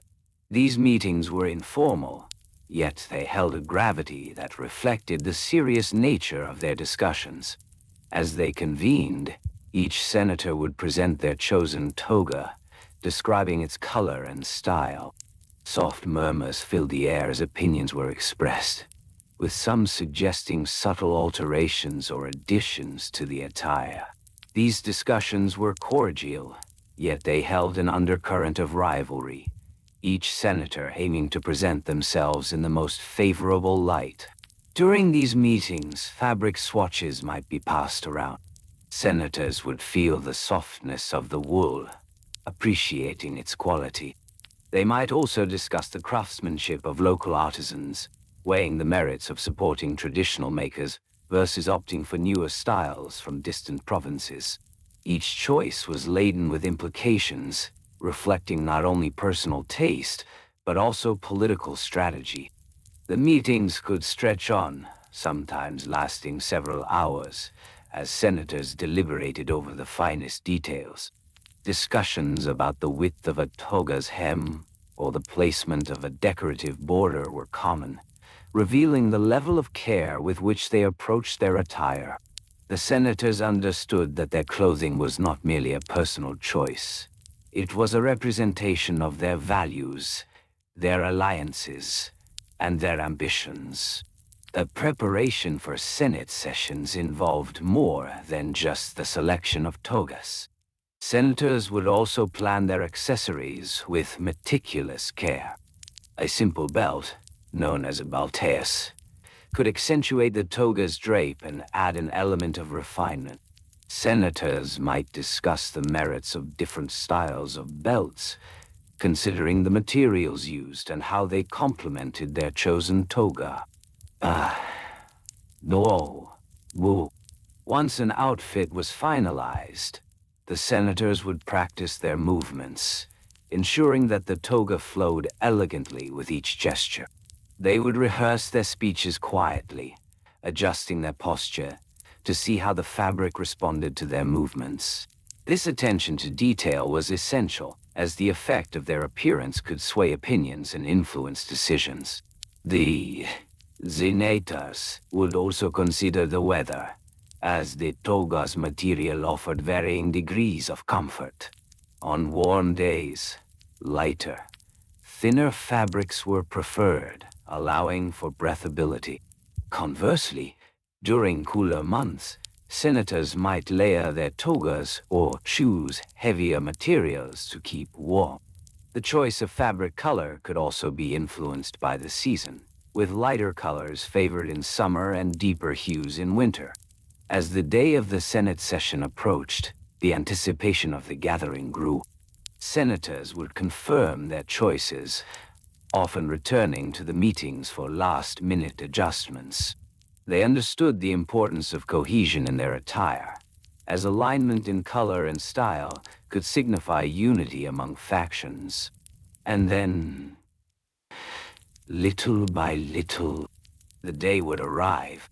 Each senator, having weighed every detail, would don their chosen toga, ensuring that it draped just right. They would inhale deeply, feeling the weight of their responsibilities settle upon them. The toga, wrapped around their form, became a second skin, embodying the essence of their political identity. With a final glance in the mirror, they would step out, ready to engage with their colleagues and the matters at hand. The rhythm of their day would unfold, each moment punctuated by the gentle swish of fabric against skin, a soft reminder of the intricate dance of politics that awaited them. As the senators made their way to the Senate chamber, the air was filled with the subtle scent of wool and the faint aroma of polished leather sandals. The sound of soft footfalls echoed along the marble corridors, a gentle reminder of the history that enveloped these walls.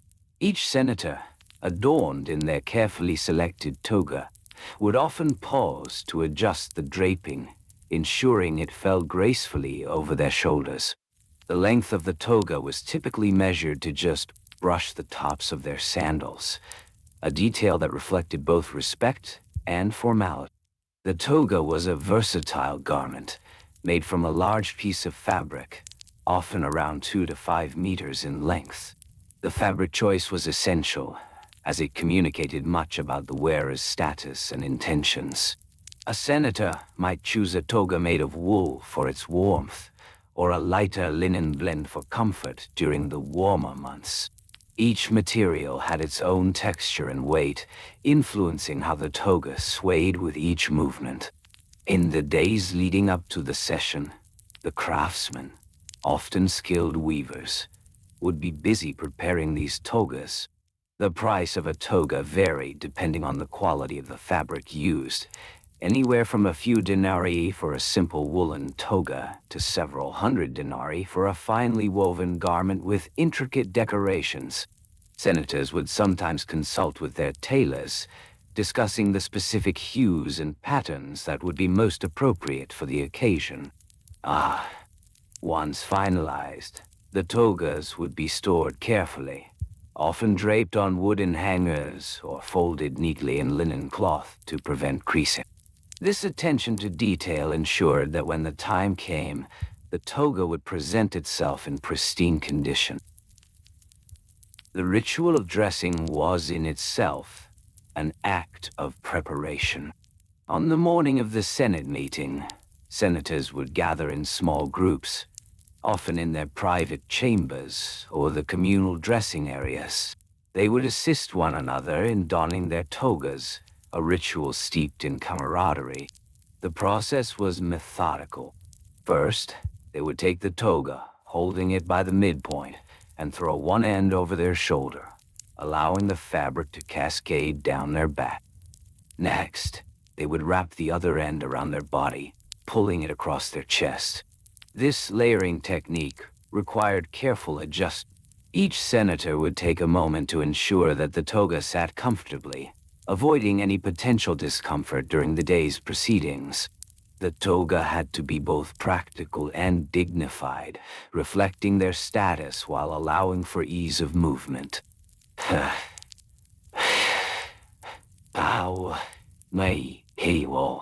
Once the toga was properly draped, it would be secured with a simple knot or tuck, ensuring that it stayed in place throughout the day. Senators were known to develop their own techniques for securing their togas, often sharing tips and tricks with colleagues. Some preferred a more fitted look, while others opted for a looser drape, allowing for a more relaxed silhouette. As they dressed, the senators would also pay attention to the details of their accessories. A well-chosen belt could enhance the toga's overall appearance, often made of leather or woven fibers. These belts, known as cingulum, were typically worn around the waist, adding both style and functionality. Senators would sometimes adorn their belts with small pouches to hold essential items, such as writing instruments or wax tablets. The atmosphere was serene, filled with quiet conversation and the rustling of fabric. Gentle laughter would occasionally break the silence, as senators exchanged stories about previous sessions, and the attire worn by their peers. This light camaraderie helped ease the tension that often accompanied the gravity of political discussions. Nay. Once dressed, senators would gather in small groups to review their agendas for the day. They would discuss the topics that were set to be addressed, each senator holding a small wax tablet, inscribed with their notes. These tablets were essential tools, allowing them to jot down thoughts and reminders as discussions unfolded. The soft scratching of stylus against wax created a gentle rhythm, blending harmoniously with the sound of fabric shifting. Time was measured carefully, as punctuality was respected within the Senate. Senators would often consult portable sundials or simple water clocks to ensure they were aware of the passing time. Arriving late to a session was frowned upon, as it disrupted the flow of discussion. Therefore, they would leave their chambers well in advance, allowing for a leisurely walk to the Senate chamber, giving them time to settle their thoughts. Penny, Isho, Il, Gray. As they approached the Grand Hall, the senators would exchange glances, assessing the choices made by their peers. The colors of the togas became a silent language, reflecting alliances and dissent. A senator dressed in deep purple might represent a more traditional faction, while one in a lighter hue could signify a more progressive stance. This unspoken communication was an intricate dance, a display of unity and division all at once. Upon entering the Senate chamber, senators would take their designated seats, each arranged in a semicircle to facilitate discussion. The layout allowed them to face one another, fostering dialogue and debate. The gentle creaking of wooden benches could be heard as they settled in, adjusting their togas once more before the proceedings began. The air would grow still, filled with the anticipation of discussion. Senators would lean slightly forward, engaging fully in the moment. The gentle rustle of togas would accompany the sound of parchment being shuffled and tablets being consulted, creating a soothing backdrop to the unfolding political discourse. As the session began, the senators would often refer back to the importance of their attire. The colors and styles chosen were not mere fashion statements. They were symbols of their commitment to their roles and to each other. The togas, with their flowing lines and soft textures, acted as a reminder of the delicate balance of power and cooperation that defined the Senate. Throughout the discussions, senators would occasionally stand to speak, their togas billowing softly as they moved. Each gesture was deliberate, each statement crafted to convey respect and authority. The color of their togas would catch the light, creating a mesmerizing display that echoed the dynamics of the conversation.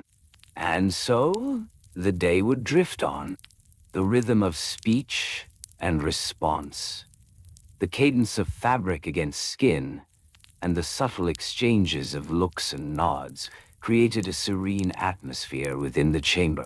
The senators, wrapped in their togas, embodied the very essence of Roman governance, a blend of tradition, decorum, and the never-ending quest for unity.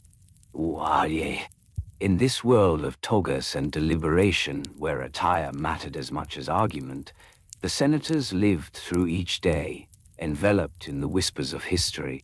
As they engaged in their political responsibilities, they were not just participants in governance, but caretakers of a timeless tradition, a tradition woven into the very fabric of their togas. Slowly and gently, the day would unfold, each moment a soft reminder of the beauty found in the mundane rituals of life.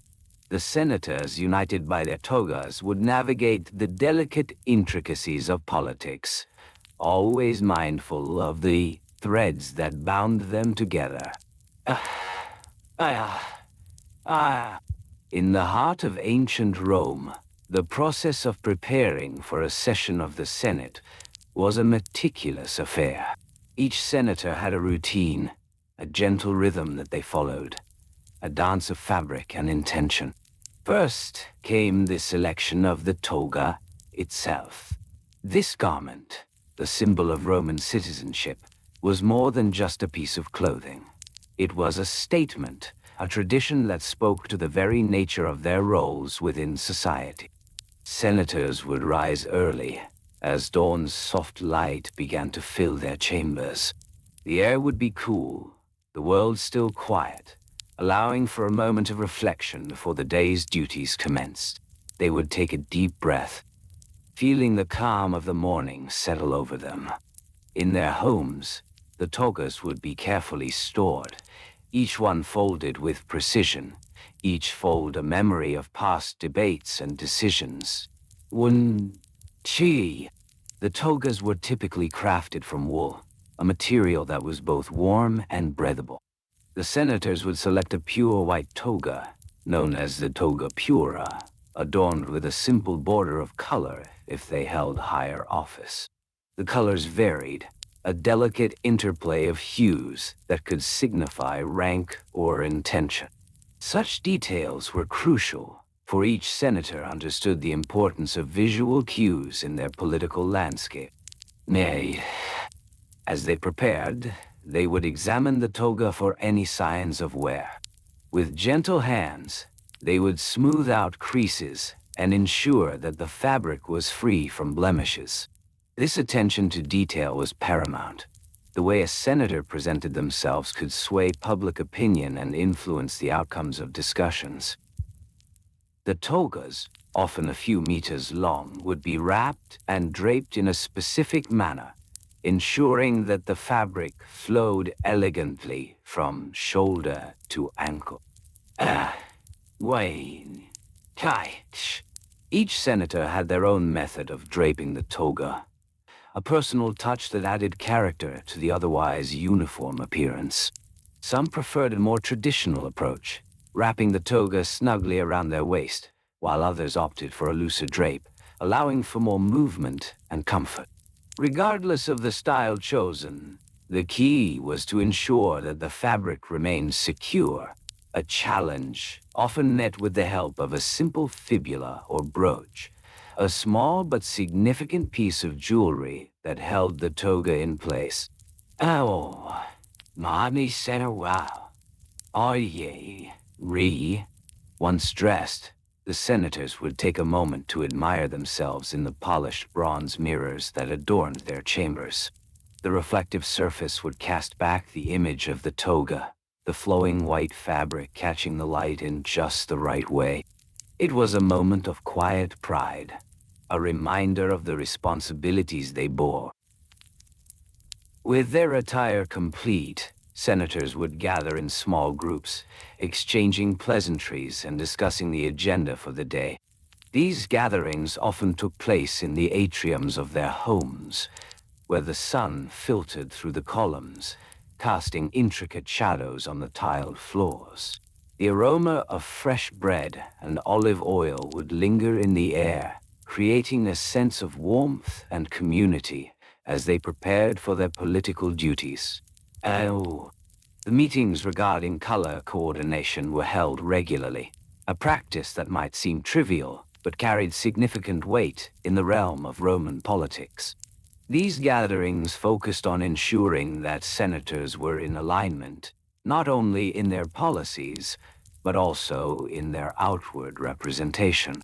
The senators would approach these meetings with seriousness, understanding that the correct colors could foster unity or signal discord. It was here that discussions would arise regarding the shades of purple, the deep indigo that represented more than wealth. It was a hue linked to power and status.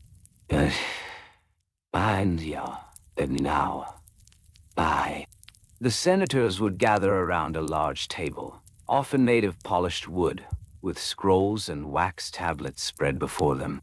In hushed tones, they would deliberate on the importance of color. Should we wear the darker hues today? One senator might inquire, his voice soft yet measured. Or perhaps the lighter shades, to convey openness and approachability.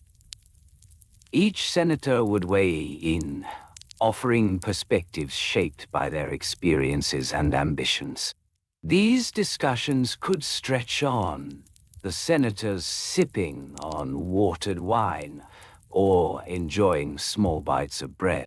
Such sustenance was often prepared by the household slaves who worked diligently in the kitchens, ensuring that the senators were nourished and alert for the deliberations ahead. The sounds of the kitchen, the clatter of pots, the gentle bubbling of stews, would drift into the meeting room, a reminder of the life beyond the political sphere.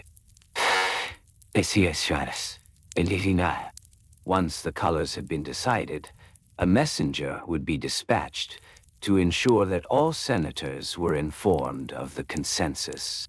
This communication often happened through a series of stylized scrolls, each delicately inscribed with the day's decisions and reminders. The cost of these scrolls was minimal, crafted from papyrus or parchment, but the messages they contained were invaluable. As the senators prepared to leave for the Senate, they would make one final inspection of their appearance. A gentle check of the toga, a smoothing of the fabric, and perhaps a final adjustment of the fibula. They would move slowly with purpose, ensuring that everything was in place. The walk to the Senate was a measured affair. Senators would often take the same route, passing through bustling streets, lined with vendors selling fresh produce, bread, and fragrant herbs. The sights and sounds of the marketplace were a stark contrast to the serene environment of the Senate. But the senators maintained a calm demeanor, embodying the dignity expected of their position. Upon entering the Senate, the atmosphere would shift. The air was thick with anticipation as senators greeted each other with nods and soft murmurs. Each senator sought the comfort of familiarity, gravitating toward those who shared their views or alliances. They would take their places in the chamber, the rows of seats arranged with a certain order, a reflection of both rank and political affiliation. Once seated, the senators would begin to settle into the day's discussions. A delicate balance of formality and camaraderie would weave through the chamber. The subtle rustle of togas, the soft clinking of bronze as senators shifted in their seats, and the quiet whispers of strategy created a soothing backdrop. Here, within these walls, the togas served a purpose beyond mere decoration. They were garments of power, identity, and unity. As the day evolved, the senators would engage in conversations that ebbed and flowed like a gentle tide. Some would speak with passion, their voices rising only slightly above the calm. Others would contribute with soft, measured tones, each word carefully chosen. The coordination of their attire would become a silent agreement, a symbol of their commitment to the matters at hand. Slowly and gently, they would navigate the complexities of governance, uniting under the shared experience of their togas, draped in the legacy of Rome. As the senators settled into their discussions, the care and attention to their togas became an essential part of their daily preparations. Before each session, there was a quiet ritual of selecting the perfect toga, one that reflected not only personal style, but also the nuances of political allegiance. The fabric of the toga, a soft wool, would be chosen for its weight and drape, ensuring comfort during long hours of deliberation.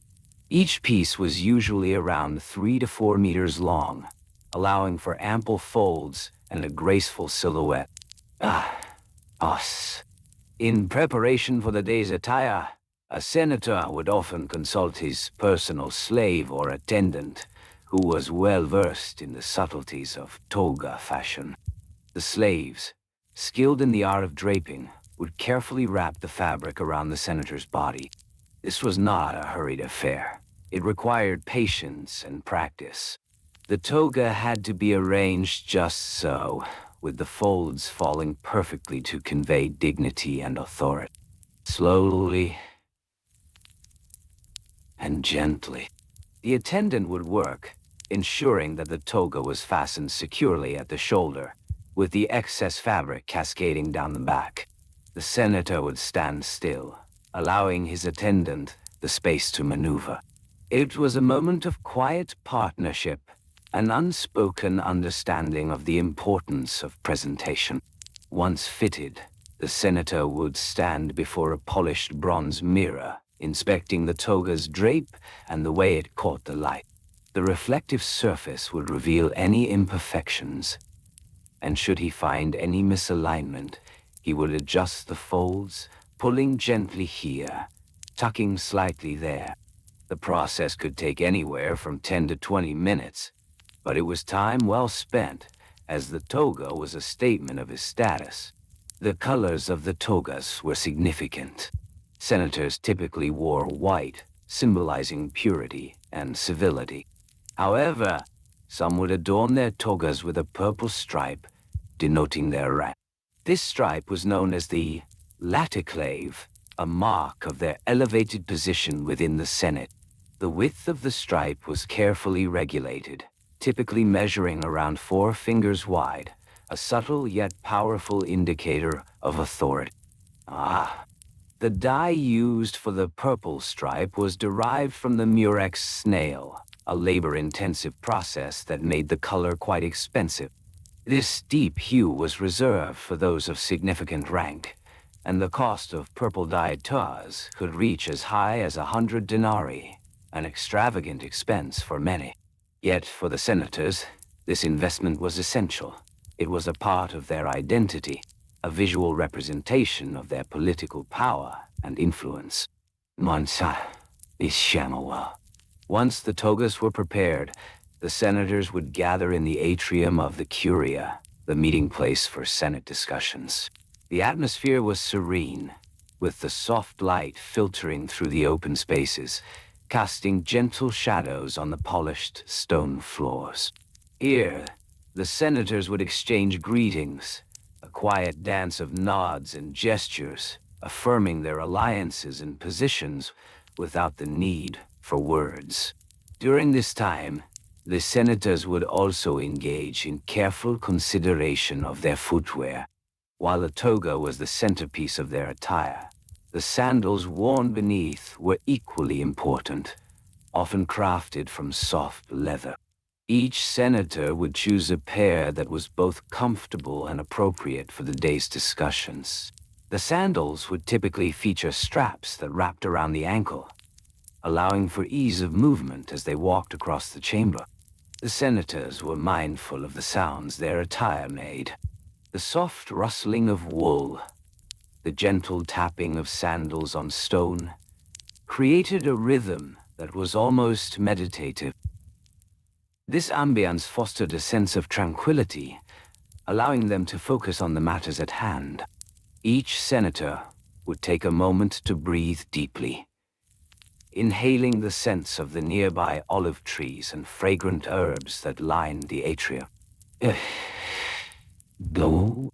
As the meeting began, the presiding consul would call the session to order, often using a simple wooden staff to gently tap the table, signaling the start of discussions.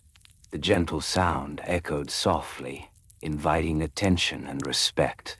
Each senator would then take their turn to speak, their voices a harmonious blend of tones, weaving together the fabric of legislation and debate.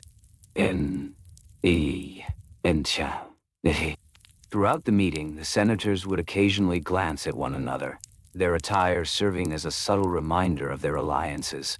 A senator in a white toga with a purple stripe might share a knowing look with another similarly dressed, the shared symbolism of their garments reinforcing their ties. The discussions would flow like a gentle stream, with senators rising to speak, their togas shifting elegantly as they moved. When a senator stood, he would grasp the edge of his toga, pulling it slightly aside to avoid any obstruction as he addressed his peers.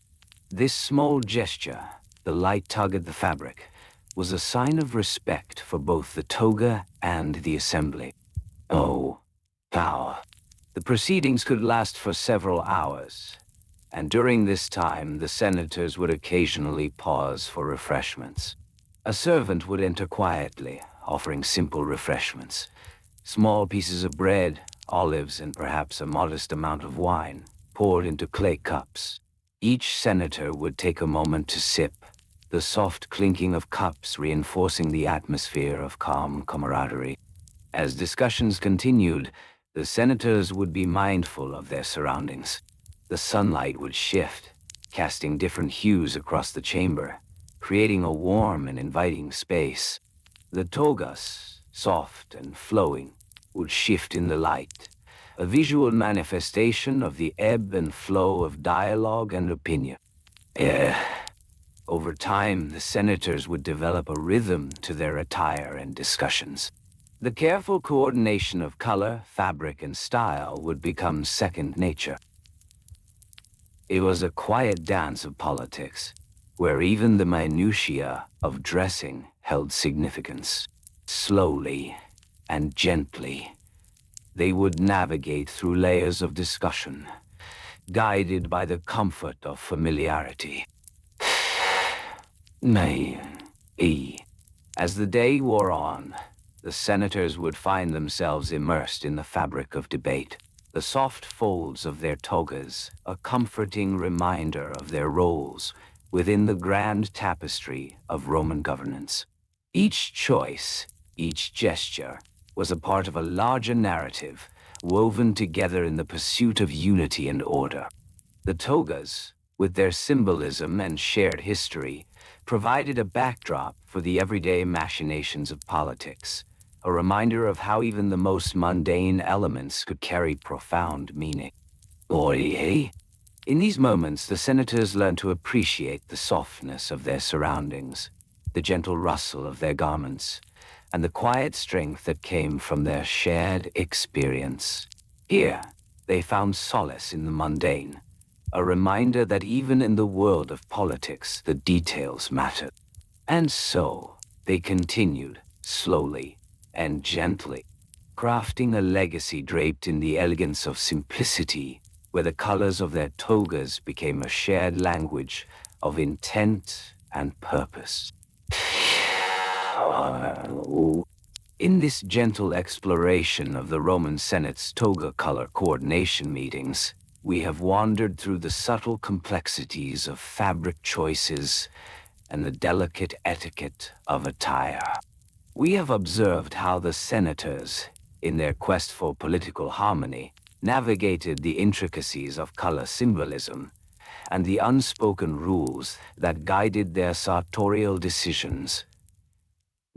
Slowly, we have come to understand the intricacies of dressing appropriately, where the draping of a toga could whisper volumes about one's allegiance and intentions.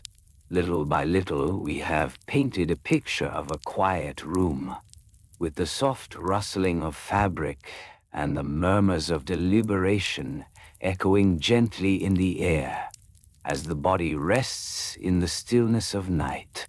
The weight of history lingers softly, inviting you to reflect and unwind.